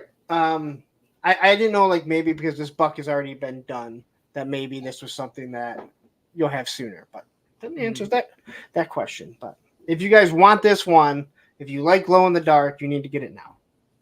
Basically. Who doesn't like glow in the dark? I mean, come on. I don't. I have a whole shelf up there. you know. And I hate glow in the dark. I just wanted to be contrary. I love you it. gotta, you gotta have your trusty black light. Yeah. Or UV light, whatever it is. All so right. yes, you can absolutely order that alone if you want. If you're really, this is the way to get it. It'll help the Kickstarter. It'll move the needle and get us closer to Mambu. Okay, so Mamba. I think now we're entering the. Is this the time that we're entering that these ones haven't been backed? So yeah. At this point, so right there, you just passed it. That one was unlocked today, so there should be the heads. That image will change relatively soon and say unlocked, the one you passed. But this one, this is the next stage to get. So we got another 30,000 ish to get to unlocking Raving. And fun fact that when this Kickstarter went live, that was the highest unlock announced and present. And it was initially just a shadow, and then that was sort of revealed to be this guy here. And again, we have the images ready. They're not quite up there yet, but actually, why don't you go ahead and reload real quick, Lawrence, and see if that hits, because I believe it should now say unlocked, maybe. Sorry, if you go back down to the assassin's head. That's the thing. And that's why we're doing this too, is that it definitely, unlike a lot of the Kickstarters, there's a ton of things being offered. There we go. And there are a ton of options. Yeah. So that's why we're doing no, you keep going down. That's what she said. Oh, there it is. Now it's showing it. Yeah. So that's where we're at. It's unlocked. That's official. And then we are heading down towards Raving. And so we also have the images for these. They haven't yet been updated because, it was a little ways back. But we do want people to know that there are extra hands on these birds as well as the alternate head. There are some features that aren't denoted yet, and hopefully we can get those up soon because we do have the images ready that let you know this. But first off, it's a standard figure. So if you're thinking about it in terms of value, this is a $33 equivalent. But there's a fun feature on the feet of these guys. You want to tell them about that one, Jason? Yes. So we've got a lot of requests for the monkeys to have gripping feet, and but they never really explained what they wanted. I was gripping feet. Do you want it to grab like a pencil or a mop handle or a branch? We need a little bit more input. And so someone mentioned we want the monkey hands to hold weapons, and I was like, okay, that makes sense. So we're going to start doing stuff like that with the bird's feet. So he'll have the ability to hold his weapons, starting with Raving. Will they have enough? Will there be enough tension on them to hang them upside down on something? I don't believe so. The idea, that's the thing is, people were asking, we want the monkey to do the gripping feet. And so in our case, we're going to design the feet to hold, the staff or the sword, something like that. But we can't really say it'll work in the way that you're asking until we actually have it sculpted and can test it out with the actual plastics and stuff like that. But I'd be surprised if it could hold it because our figures do tend to be pretty heavy. But you never know. We might be surprised. If you did a bat figure, you'd have to make it so you go upside down. I'm a little confused by that, Jason. The plastic different for that. What's that? Help me out. So when you're saying gripping feet, we're not talking articulated. We're talking like this, it'll be right? Yeah, it's like a C grip, C grip, but for the hands. Because you're worried about the weight, right? But essentially, you should be able to hold. It's no different doing this, right? Yeah, I just don't want to overpromise. It's hard to tell until we. I thought you meant. I thought you meant that they were articulated feet, you could move them. No. Yeah, it'll be sculpted into a grip. Yeah. Oh, you should be able to hang it upside down easily. Yeah. Well, we would love that. I just don't want to overpromise until we've actually. I love that. I'm appreciating the restraint today, Jason. What the? Yeah. You're just playing it down, is what you're saying. It's because I have to pee so bad. You can go pee. There's two of us here. Go. Y'all don't mind? You're okay with it? No. To be clear, go elsewhere and pee. Elsewhere. Off the stream to go address the stream. To be clear. Man, I was not holding here. that in. I would mind. Jeez. All right. So that's raving. And the wings, people are wondering about the wings. And so they'll have arms, and essentially they'll have an attachment piece on the forearm, so that you'll notice if you scroll down just a little bit to another bird that was not here in the initial offering, Merrill the Bard, just a little bit, that little red cardinal down there. You'll notice that his arms. Well, we're gonna get to that because I already like. Listen, do you have to go to the bathroom? Go. I'm going. I'm going to the bathroom. Yeah. I'm worried the cat's like laying on the keyboard. I'm worried the cat's gonna like.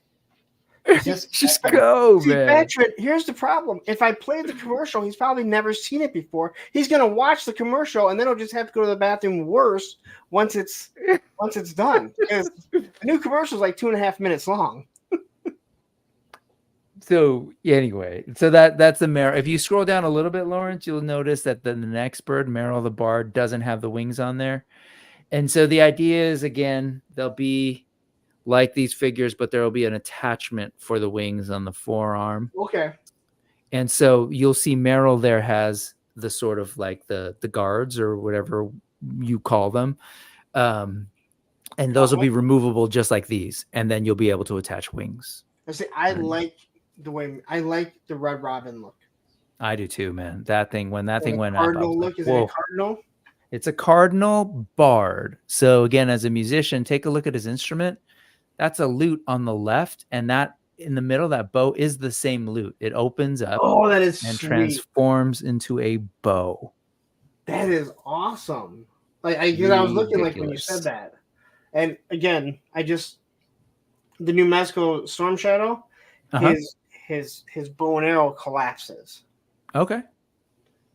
It was kind of frustrating until I realized what it did, and it actually works.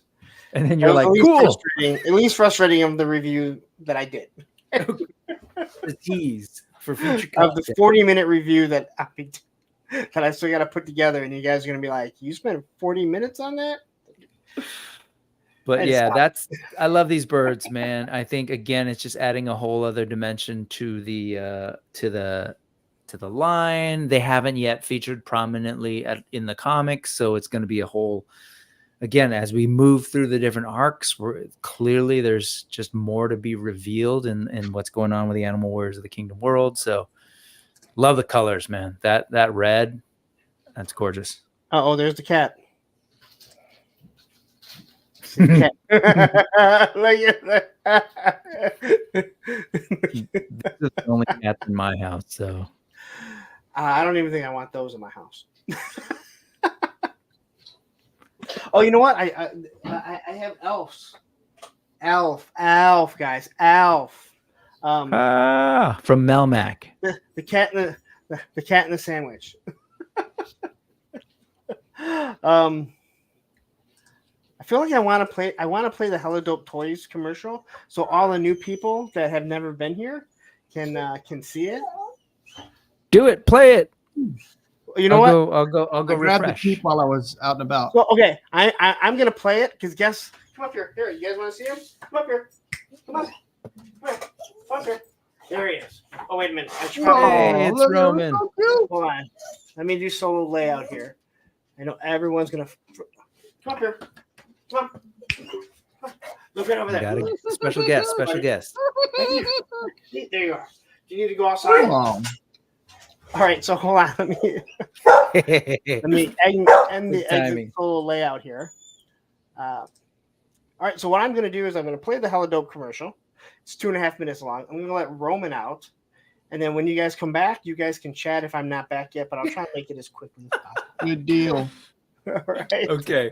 So sounds good. To all the people that this is the new Hella Dope. 2.5 minutes.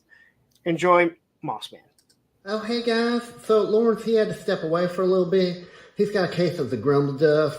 So he asked me to kind of watch over his stream. He put me in charge of y'all. He said to me, "Oh, Mossman, I have a case of the grumble dust, and I need you to watch myself for a little bit so nobody leaves and finds out that there's more interesting things to watch on YouTube. And also, I hate Ohio."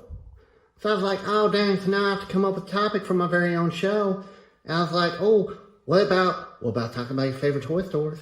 So my favorite toy store is HelloDopeToys.com. So they used to have this really bad website. It used to look real scammy. Like if I gave them money, they were going to go spend it on like blow and hookers. But now their website is really nice. And like I can just go in and do like 1-2 click. And then my order's placed. And they ship super fast, guys. They ship everything in 1 business day. So like I get all my toys first. So when I'm out there on the playground and all my friends are like, oh, dang, Mouse Man, where'd you get that action figure? I still have to wait 17 months for mine. And I'm just like, well, I went to HelloDopeToys.com and I just pushed the buttons and then they shipped it out to me. And the packaging is so nice, guys. Like, I opened up the box and I thought, oh, I don't deserve this. I don't deserve this kind of packaging. It's so nice. But then my trash can gets full because of all the packing stuff. And I was just like, oh, dang, I just changed the trash. But now I gotta change the trash again. Oh, you're right, Matthew Matson. You can use the code APWT at HelloDopeToys.com and save 10% on your order. So how that works is, so you're gonna save 10%, and then a Punk with Toys, he has to pay that 10% that y'all saved. So if you don't like Lawrence, you can just go to HelloDopeToys.com and just buy a bunch of stuff and rack up his bill. So then like at the end of the month, they're like, Hello Dope Toys is like, oh, Lawrence, you owe us $1 million because of all the 10% codes that everybody used. And yeah, that's how that works. Okay, guys, so it looks like it's time for me to go now. So make sure you go to HelloDopeToys.com and like and subscribe. And then in the comments, put what your favorite toy store is. But if it's not HelloDopeToys.com, I'm probably just going to delete it, okay? So, all right, guys, bye! All right, so that was quick. He went out and came back in. Good job, That was brother. like a fast 2 minutes. It seemed like that went by really quick. That was funny. I enjoyed that. That's 2.5 minutes. Dang. The first one they did, I think, is only like 1.5 minutes. I'm like, could you make it a little bit longer so I don't feel like I'm rushing if I have to go to the bathroom? All right. All right, so let's talk about Murrow here. We talked about him a little bit. I love the what kind of instrument is it? A lute. A lute. A lute. That turns into a bow. Like, that is awesome. Is it actually going to have a string on it? Is it going to have like an actual string on it, or? We want to try to do that. I just need to talk to the factory about it. It's obviously been done before, so it's just a matter of being like, "Can we pretty please do this?" And they'll be like, "Okay, but we're not happy about it." All right, and then I didn't even see this one. Scathing, the necromancer. Yes. With his bone whip. Is there a backstory behind this? Because that isn't Not yet. So usually we introduce characters through the comic book and then and then present them in toy form. So Meryl and Scathing are the exception to that. They don't have backstories just yet. So, but rest assured, they will be interesting and fit in with the AWok universe. Now, are they a standard buck? They're going to be the raving buck. So sorry if we didn't name that. Like, all these birds are essentially at this point the 5th new buck. We said 4 bucks, right? And then this was the 5th one that was sort of revealed and introduced that would potentially be unlocked. What's the price? What would be the price point on these? 33. Okay. Yeah, we got to get those images up, but they are considered. Oh, sorry. When you're asking standard, you're asking value. Yes, they are a standard, the equivalent of a standard figure, $33. Correct. And now Austin has for this Kickstarter. So Austin has changed to forget Mamba, give me Scathing. I'll be heartbroken. There you go. Well, what's nice is we have to unlock Scathing before we get to Mamba. So, yeah. All right. So there's more unlocks that are hidden. So I'm assuming you don't want to talk about what they are yet. The weapons. Let's see, where are we on the Avians? Oh yeah, so we're still working on those. We'll have some Okay. we'll have some 2D art up hopefully next week. Okay. And then you have unlock heads. Ooh. Brutox. Okay, so let's hear about this. This is on the Brawler Buck, so it's considered a deluxe figure using the language of the Kickstarter, and that'll be $45 for the Kickstarter. And yeah, that unlocks at 380,000. We got to move forward and get this guy, big giant ox. The Oxiden. I love the Oxiden. Unfortunately, in my brain, that still reminds me of Oxy from when I was a teenager. Or what is it, OxyClear or whatever? But yes, Oh, yeah, that's funny. This is the guy, big giant. Again, ox in my brain. I keep seeing like a water buffalo, but I love it. Big bruiser. That one looks awesome. I mean, none of them have looked bad, but yeah, we all have the ones that we gravitate towards, right? Certain ones are they're gonna pique different people's interest. So, is there a story behind him yet, or not? Yeah, he's actually he's the chieftain to the one of the great houses. So we kind of get a little Easter egg sneak peek of him in the first issue. He'll have a more prominent role in the second story arc. Yep. Thank you, Thanos. See you, Thanos. Is this the end? Is it? Well, is it the end? We're gonna show, for now. We're gonna show a little bit more stuff starting next week. Okay, so this is the one that everyone seems to keep talking about. So yeah, what? Definitely a conversation. This is a brand new. I think. What are we? Maybe like a mega buck. I think is something that's being mega buck around sounds right good. Yeah, mega buck. I like the sound of that. So we've got we've got the brawlers, etc. So this is potentially the mega buck. I think things are still, Jason's liking the sound of it, but we'll leave it open. This is the size of it's about 9 inches or so. It's the size of roughly of a Mythic Legion's ogre scale character. Okay, so that's large. Oh yeah, it's large. So here you've got a cosmic ogre scale, and here's that guy. So that's what you're dealing with. Height differential, and then there's obviously going to be some girth to this guy, so it might take up a little bit of space. He might get a lot of attention on your shelf, so it'll definitely be a showpiece. And what's cool about like big figures like that is it's like, you don't necessarily have to be like super invested in the AWOK line for it to be looking, like look really cool on your shelf. You can have them battle Thundercats or Ninja Turtles, something like that, if you're not like all decked out in your AWOK collection at this point. Well, the problem if he fought Thundercats is they can barely get 90-degree articulation out of their elbow, so they probably lose pretty quickly. They got them big biceps. You guys are the ones that should be doing Thundercats. I would love to do Thundercats. Right now we're doing our own IPs, but it would be really fun to kind of like venture into doing some of those staple brands in the future. But we want to stand on our own for a couple of years and prove that we can make the product before we start reaching out to other. There's IPs. A concept: doing your own IP and not stealing other people's. Yeah. Well, can you or unlicensed, steal unlicensed? Oh, I see what you're saying. Like, I got you. Yeah, but like, what could you since I know we're towards the end of the Kickstarter's reveal, but like, Jason, I love when you talk about why you chose to create something new. Could you share with us your ideas? Yeah, to chime in.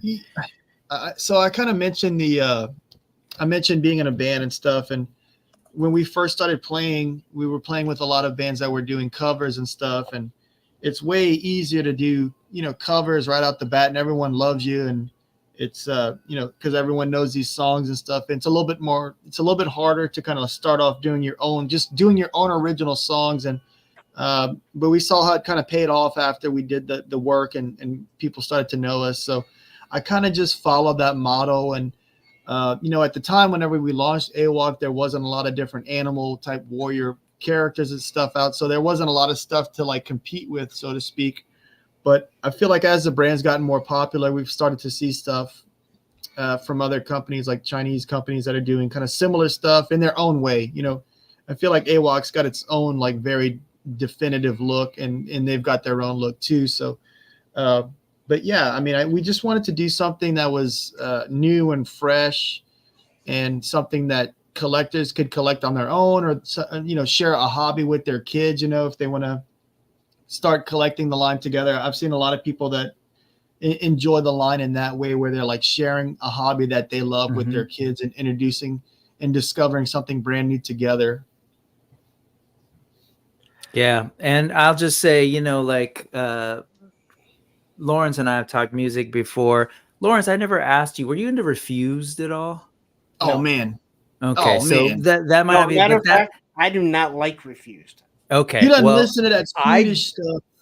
I do, and so in Santa Barbara and Goleta in the punk scene, at one point that they were doing their thing, and they'd sent Steve Aoki, who we were doing shows with, that record like super early, and I was You're just talking about blown. the shape of Punk to Come, right? Shape of Punk to Come. Holy and so crap, the man, first so track good. on that record, which was like all over the Bear show, but it just reminded me, whenever you talk about the need for like something new, that song's called New Noise, right? This New idea, Noise, like how can we expect anyone to listen when we keep if we're using the same old voice? We need new noise.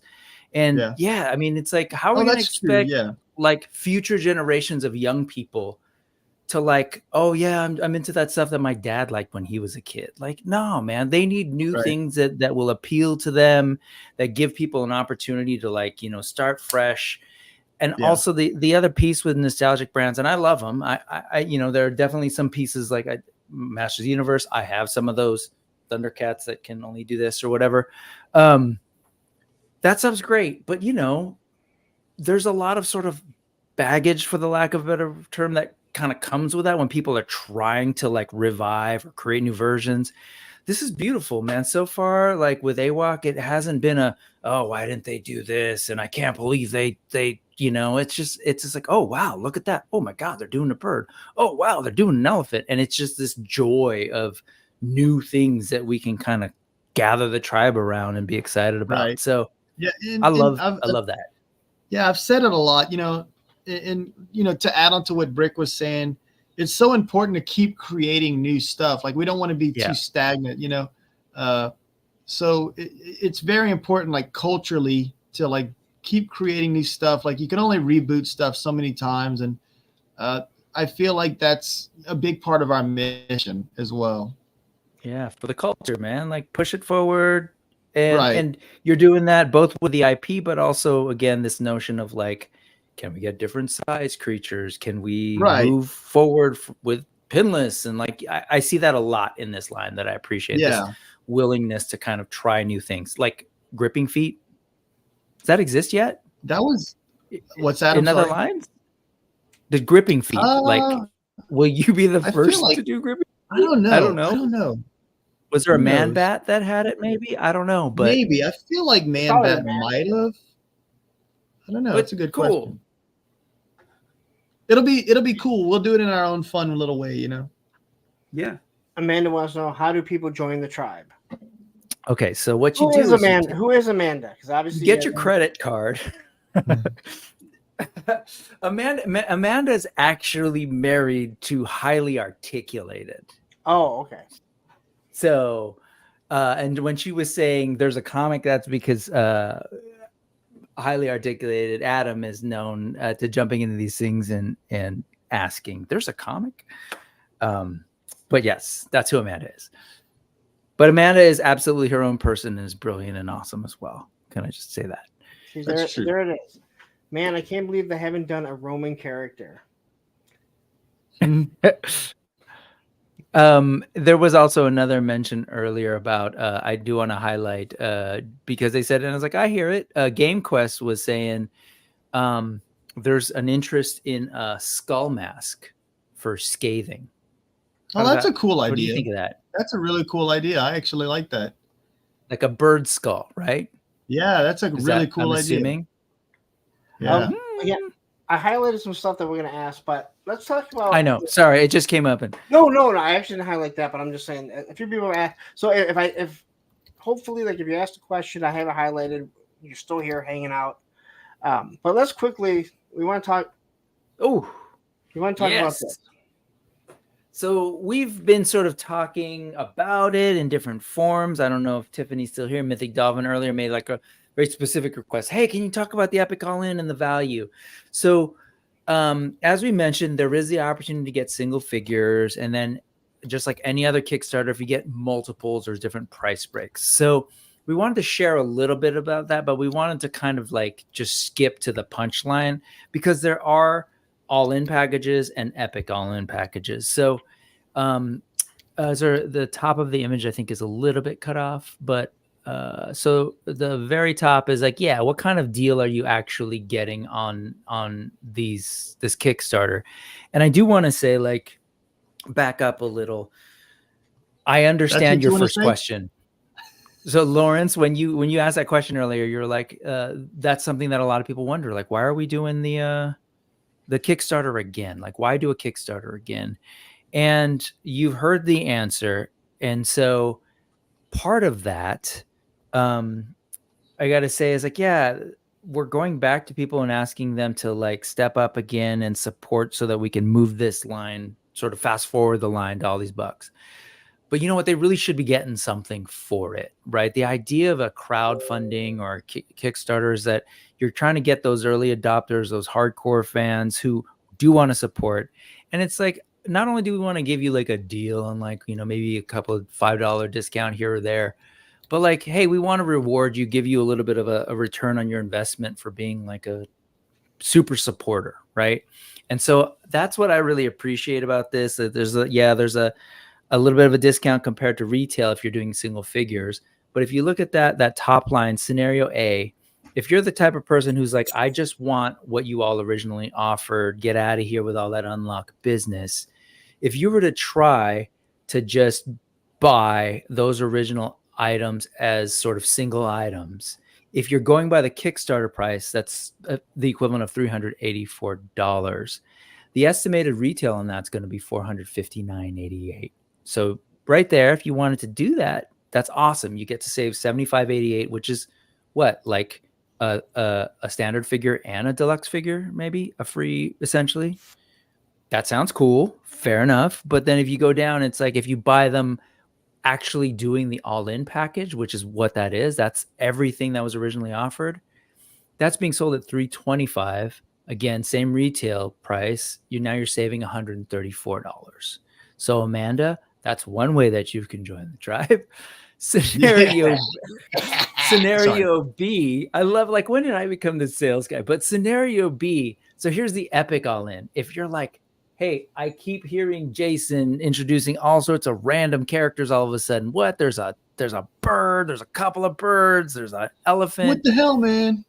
So there's the goal of trying to unlock these things, and there's a bunch of them. So if we try to step back and figure out how much are we going to charge on the Kickstarter and how much would that translate to potentially like the retail price, this is what it breaks down to.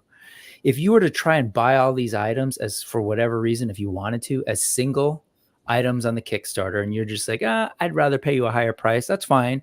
That would be the equivalent of $919. That's the Kickstarter price.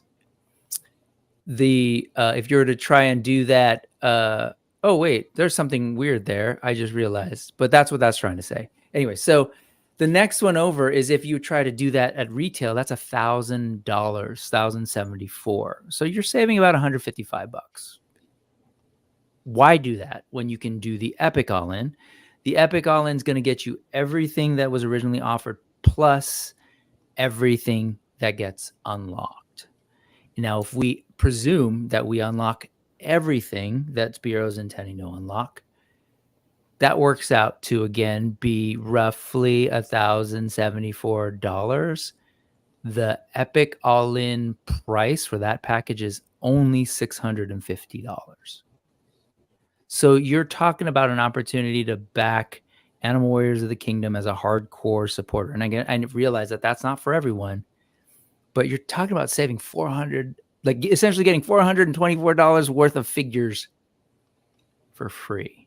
And that's our. And I won't say this. I'm comfortable saying this part, but Jason has gone on streams and talked about what you could potentially do with those figures. And Jason, why don't you go ahead and condone flipping your figures? Well, you know, I've heard tales of people getting like 3 his tanks, and they only want the 1 his tank, you know, and then they sell the other 2 on the, you know, after the HasLab's over, and they make a little bit of a profit and they get a his tank, you know. So you could possibly do stuff similar to that with this if you do the all in and you're not, you know, wanting to keep every single figure. Mm-hmm. I think a lot of people do that with Mythic Legions, don't they? Yeah. What's that? And they do. I think a lot of people do that with Mythic Legions when they go all in. Yeah, they do. Yeah, I mean, it's kind of part of, you know, toy collecting and yeah, toy sometimes culture. we do, and I've done it. But so again, I'm not. This is awkward. But no, I'll say it. Like, I'm not going to compare. I think it's a great deal. I end up getting a pretty good deal on if I do the all in on a wave. But essentially, what that amounts to is one free figure at the Four Horsemen standard price. So that's a good deal. If you look at that, that's more than 1 free figure. $424. That's wild to me. And and the reason we wanted to like break it down this way is because like that's just crazy. And at the end of the day, like some of us were joking the other day, we're kind of like, dude, Jason, are you sure about that? But at the end of the day, it really is a reward for like, if you're really into this concept, and if you're like willing to take that step, not everybody is, or not everybody can. Let's be real. Like, times are not great. I got to acknowledge that. That's the punk in me, acknowledging the reality. But if you're in a position to, or if you can organize people to, you could potentially do that as an option. I just want to make sure that that's highlighted, because then when you get into that last line where it's like, if you ended up buying all the items, so that's the difference. Sorry, I kind of misspoke. That middle section that's all at the Kickstarter single prices. So you're saving, what is that, $424 whatever. And I don't even know. Now that I'm looking at this, I'm like, why is this so weird? That last one, if you buy all items as singles versus Epic all-in package, I don't know why you do that, but the Epic all-in price is $650. If you wanted to, I got it. If you wanted to spend the Kickstarter prices and just for some reason buy them as they're offered on the Kickstarter as singles, you'd be saving $269. Got it. I know where the error is. The error is under scenario B in the middle where it says Epic all in, and then that should say retail, estimated retail price. That middle column right there. Up, and to the right. One more. There. See where it says KS singles price? Yeah. That's an error. That should say estimated retail price. So that 1,074 is based on the retail. So there are kids right now that you marked their test answers wrong when it was right because you were wrong. Yeah, probably. But I do standards-based grading anyway, so it's a whole other world. Don't worry about it. When my kids had that coming. So when my kids come home and go, no, I was right, the teacher marked it wrong, they might be telling the truth. I make mistakes all the time. I tell my kids, yep, that's how you know I'm human. So you're good. Yeah. But yeah, the reality, I just wanted to highlight that because, man, yes, it's a savings, but 2, it's an intentional attempt to give back to folks who jump to thank in. the backers. Yeah. And I know like Lawrence, you know, there's a lot of folks who just raise questions about why do people do crowdfunding? Why are corporate folks doing crowdfunding? I love this version of crowdfunding where you're giving that much. You're giving people a lot back for being the early adopters, believing in the thing, really trying to push it forward. So, yeah, and I think I'm gonna remove this now. I think that's what Mythic Legions does, and I think that's why a lot of people go all in on it. And I know a lot of people have said the same thing. They're like, they're basically kickstarting it, and you're backing it, which technically you are, but they are giving you the figures early too. So let me ask you this: if someone does back it, do the Kickstarter, will they get those figures before anyone else? Yeah, they're going to get them before retail gets them. Okay. We're using. What about like BBTS? Because we've seen where BBTS they get stuff like they'll get their Boss Fight Studio stuff in before Boss Fight Studios does. I'm not sure why they would. Usually, what BBTS does is they do a shared container. So in other words, like they might have stuff from Boss Fight, Action Force, us, Marvel, Marvel Legends and stuff. So we've found that they get their stuff a little bit after us. But they'll be using we'll be using a different fulfillment system than them. We're using Fulfill Right, which is out of New Jersey. And so, everyone will probably get their rewards within like 2 or 3 days this time. Okay. Obviously, if you're like overseas, it's going to take longer to go through customs, but it'll ship in that time. But you can't change that. Right. So, okay. So let me ask you this. New bucks, and I know they're different, but are the arms and stuff swappable? They're not intended to be swappable, but I mean, you can always boil and pop. Like I've boiled and popped our figures numerous times, but it's not going to be designed to do that. Okay. Because I was wondering about that because I know there's. Yeah, I mean, if you have any kind of experience customizing stuff, the arms and legs pop off relatively easy whenever they're heated up. I will say that the torsos and the pelvis are designed not to pop apart. So like we don't want people trying to pull that apart. It's designed very similar to Marvel Legends, and I think some of them will be similar to the G.I. Joe Classified figures as well, where they have like that softer piece on top of a PVC pelvis. Yep. Well, I was just wondering like if the joints and everything are the same, because I know like with like Valaverse, like they're all the same, so you can swap the arms or whatever. Yeah, you'll be able to swap parts out. The thing about I think the reason that like Marvel, or I shouldn't say Marvel, I should say Hasbro, a lot of times the reason the parts don't mix and match well is because there's numerous people working on it, and like some of the parts are a lot older than other parts, and it's just one of those things where it's not like a small design team that are like working together and saying like, oh, hey, we want to make sure that all these hands work for this and all these heads pop and swap for all of these particular characters.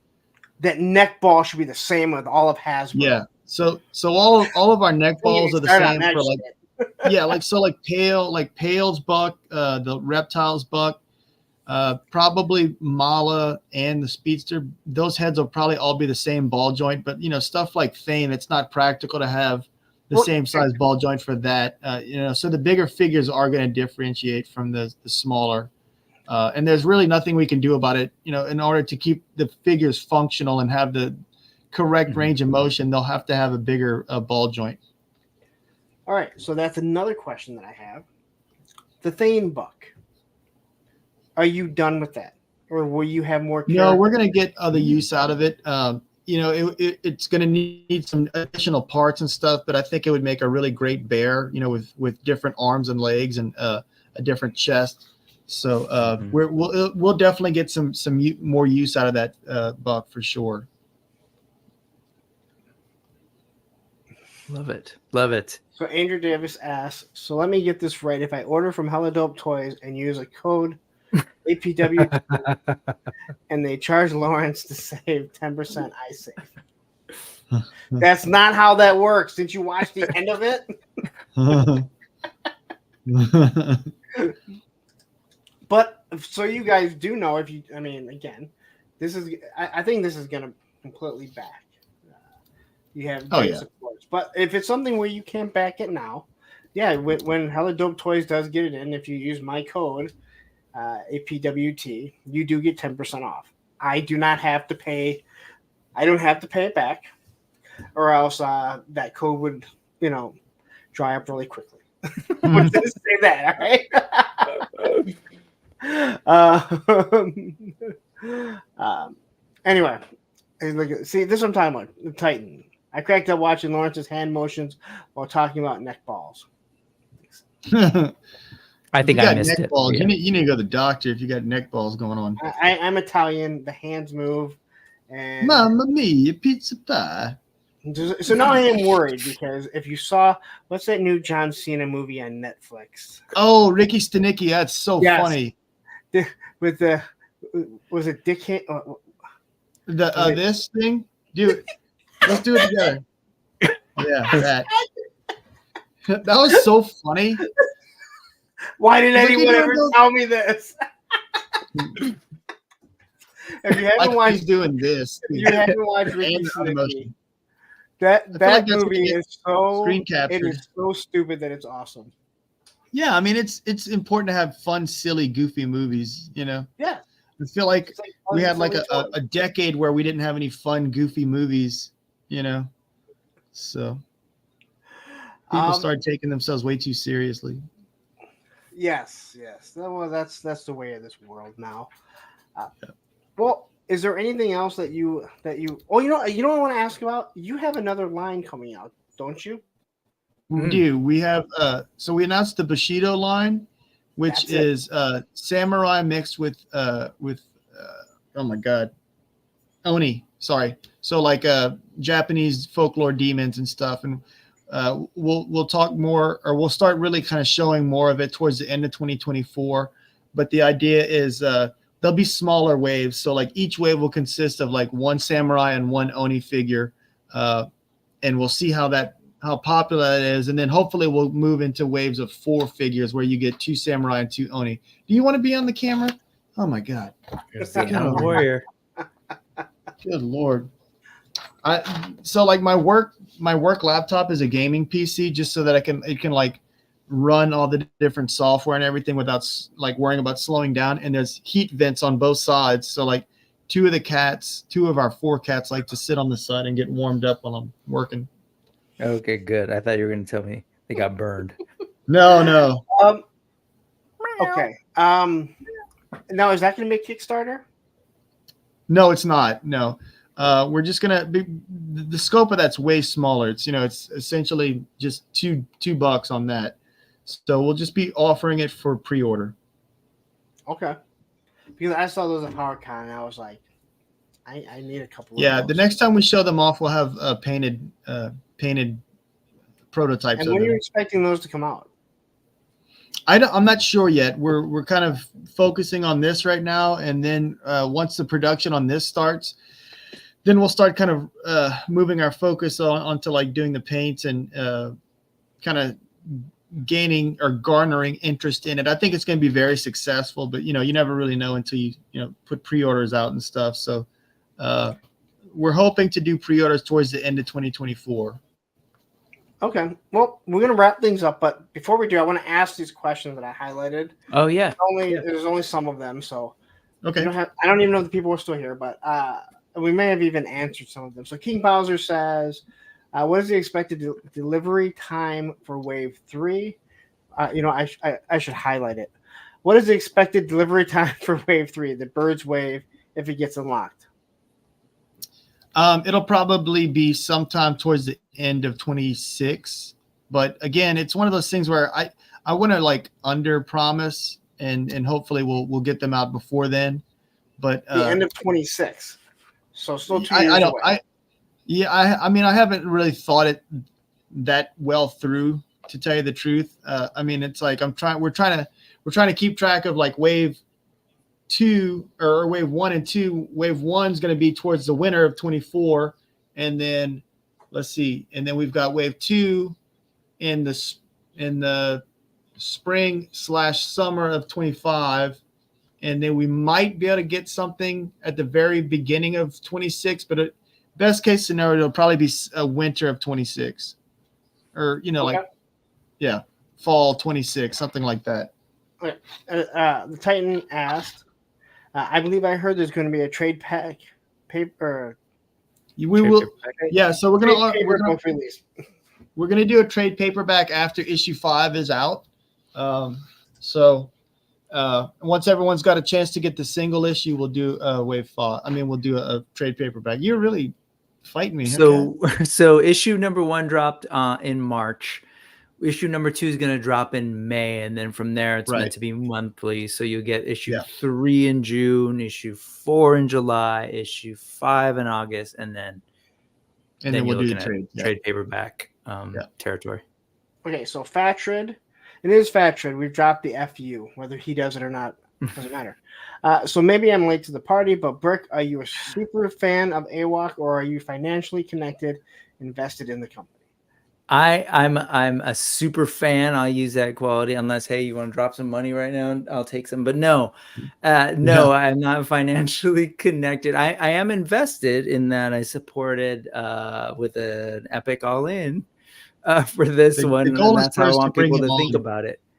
Yeah, I think the idea is, again, these are investments, right? And I'm back in this thing. Obviously, Adam and I found ourselves in this funny position of doing shows about Animal Warriors of the Kingdom, because around that first Kickstarter, like, there just wasn't enough video coverage on YouTube about Animal Warriors of the Kingdom for our taste. Truthfully, I think when I made mine, and then I sort of found Adam that way too, because he had made a video and there really weren't a whole lot of things else out there. So it's just like, hey, we wanted people to talk about this new line that was coming up.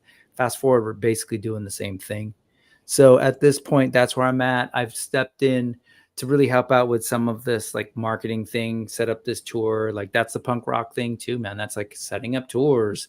Like, been there. I have that skill set. Let me help. Because at the end of the day, I am sort of selfish in the sense that I want to see. So what are the chances of all of these things and the cartoon? What are the chances of you getting to Joe Fest this year? Oh, I was hoping Brick would come. That's a great idea. Yeah, that was the plan, and so Adam and Brick will with be his there. Support. Yeah. No, but I won't. Unfortunately, I won't. Oh, you can't. No, sorry, friends. I want to, but I will be elsewhere in a beautiful place called Japan doing my Bushido toy line research. Let's put it that way. We'll have to send some Bushido stuff to send, like, to take photos of it in actual Japan. That'd be amazing. Sure, man. No, but I wanted to. I did want to go to Joe Fest, but Legion's Con, that's definitely a thing. And I wanted to. Legion's Con. Okay, cool. I want to rep AWOK out here. I want to spread this thing out in the West Coast too, and do some of the shows out here. So that's. I'm probably not going to Legion's Con. I know. Well, that's maybe something you should do. I probably can't because I have other things going on. I think there's another toy show in Ohio that we're trying to go to. Avoid Ohio like the plague. Although to get to Joe Fest, I have to go through it. Yeah.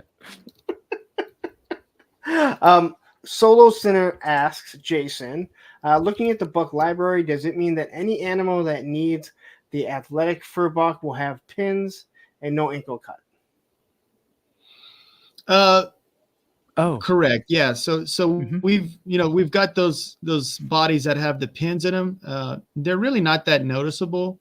For our figures, all the pins essentially are like flush with the arms and legs.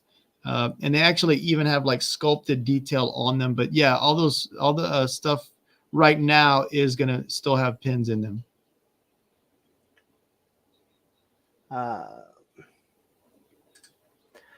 Thanos Captor had asked, any chance of spell packs? I'm digging Mala's accessories and just bought both Mythic Legions spell packs. Oh, sweet. Yeah. I was actually thinking of doing that a little bit, kind of focusing spell type stuff with the bird weapons. So I would say we'll be doing that. So because I got a super chat on it, this was what he was referring to. I already highlighted. So also you said more dogs to come, Newfoundland medic and the brawler buck, gentle giants, bred to save people from drowning, not biased due to to having 3 Truss Hagrid type characters for comic. Well, we have to get Roman first, who's a pit bull, Staffordshire Terrier. I mean, I'm just throwing out there. That's the name that I threw out there. Where's that? It's a big dog too. Yeah. Let's see, what else do we have? What else you got? All right. So Thanos had so Jason tossed out ideas of hybrids and collecting brothers the other day. I think we answered that. We did. Okay. The answer was he's not going to say. All right.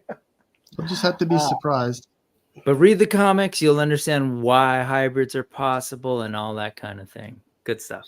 So Largo asks, is Spectral Pale just a fun figure? Or did he fit into the storyline somehow? I thought Adam answered this. He did. Yeah, it'll fit into the story. It's as of right now, it's a callback to the original comic book. But it'll be fit in a different way. It won't be the same as the original comic. Yeah, the original comic had a power.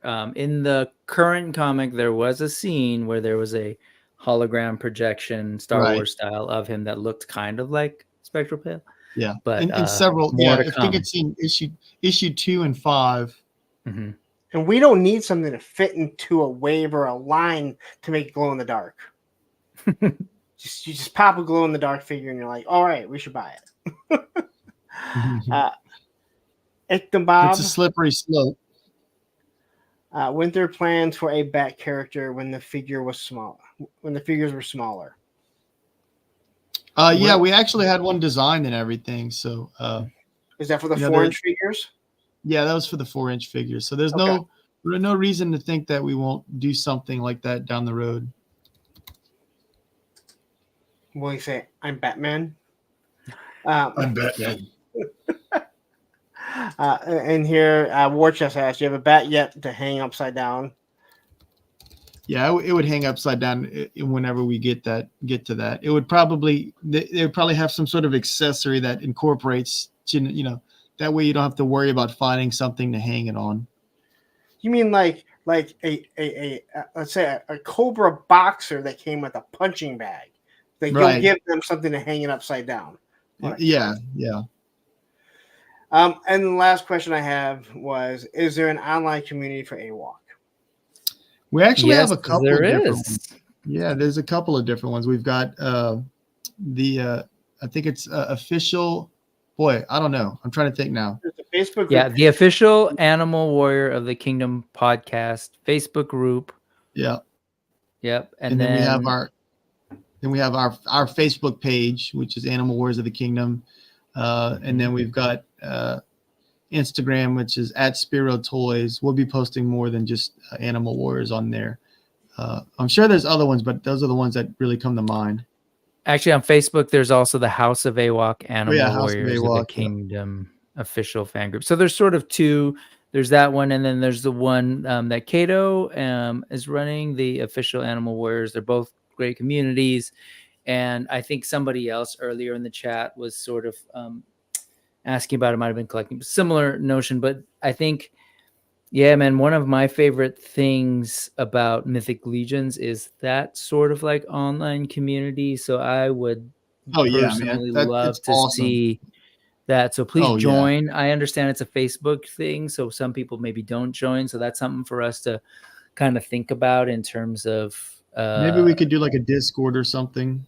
Yeah, there's that. So that's the kind of stuff that I'm interested in helping in, and so we've talked about it. We've had those conversations pretty recently, actually. So there's a lot of great things to come, and I just want to remind people, Animal Warriors of the Kingdom action figures haven't been in people's hands till last year. So it really is like we're in finishing up year 2, or not finishing up. I wish we're starting year 2. I'm wanting it to end. I'm wanting my school year to end. Sorry, kids.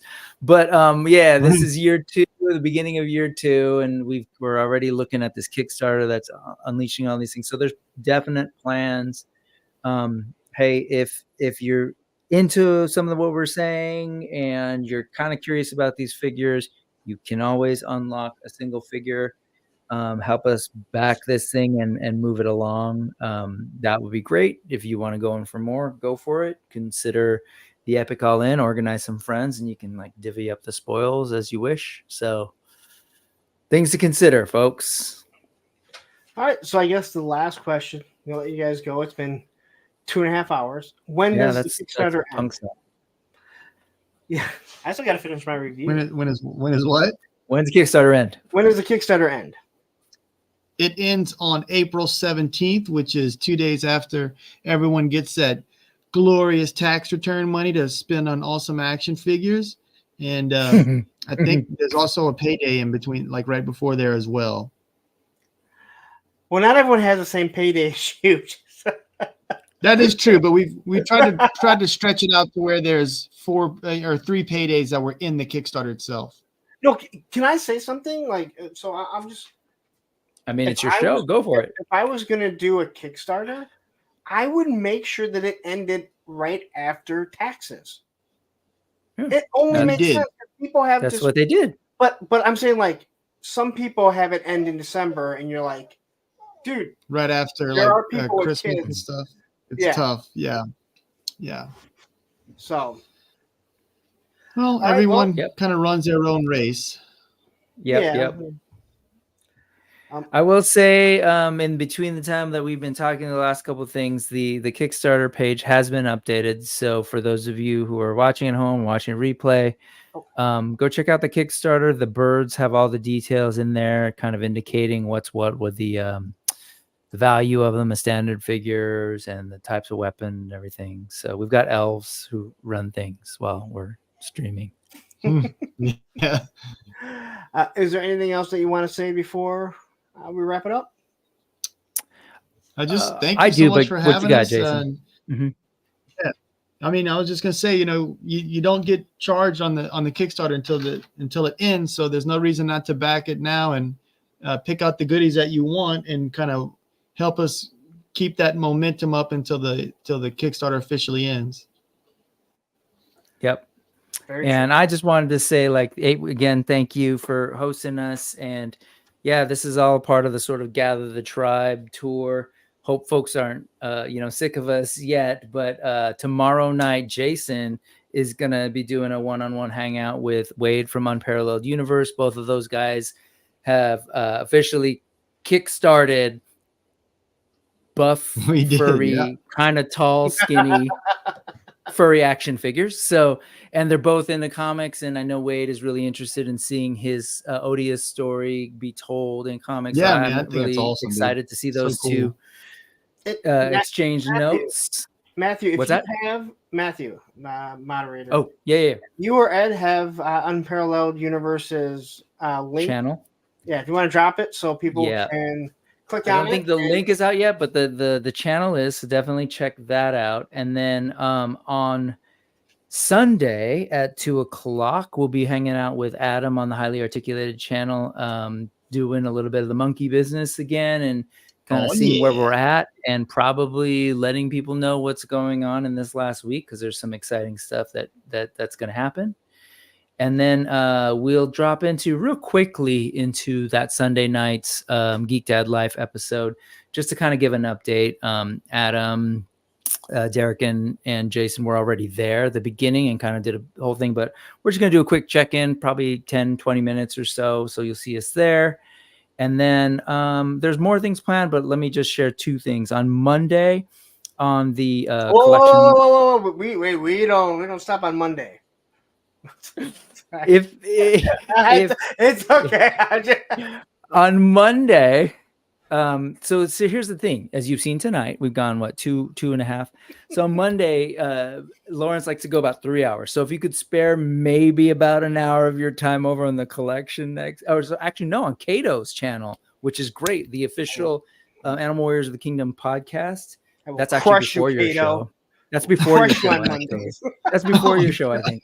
And then later, over on the Collection Nexus, and we'll end there because Saturday I'll kind of let you all know what's going on for next week. But the reason we're doing this is because brand awareness. Like, we want people to know about the Kickstarter for sure. But even if it's just people kind of listening in, don't really have a huge intention of jumping in on the Kickstarter, that's fine. But we want you to know that there is a awesome action figure line called Animal Warriors of the Kingdom that you should at least be aware of and maybe tell some folks about. No, so that's the goal. I think you got at least one, one new backer. I don't know if he's a backer, but he'll pick it up, I'm sure.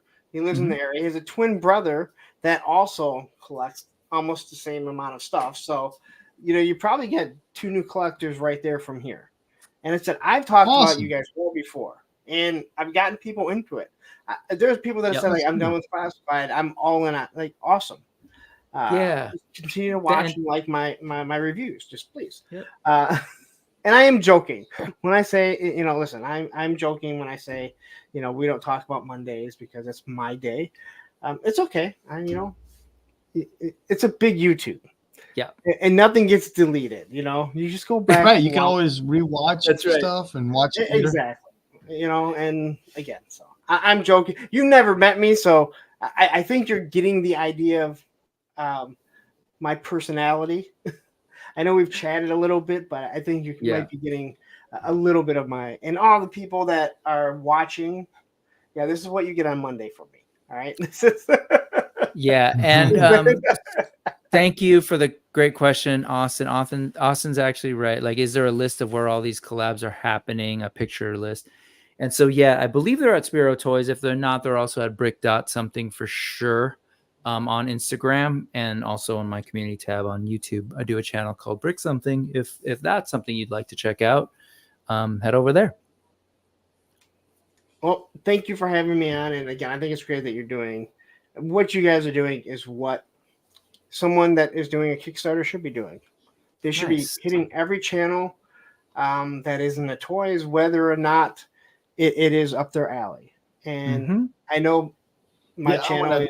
Thank Brick for setting all these up. It's been great.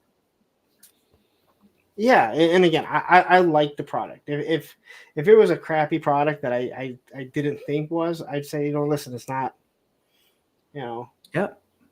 But again, you make a great product, and I don't understand why I don't understand why every other toy company. Again, you guys use the same factories, so why is your durability so good and others aren't? Especially when it's like, wait a minute, didn't that classified figure come out of that same? But I understand that there's different, I understand. It might have something to do with the figures being slightly bigger. I really don't know. But they are great. And again, if you haven't had one, just go to Hello Toys, order one and see. No, go on. Just check one out. You will enjoy it. I promise you.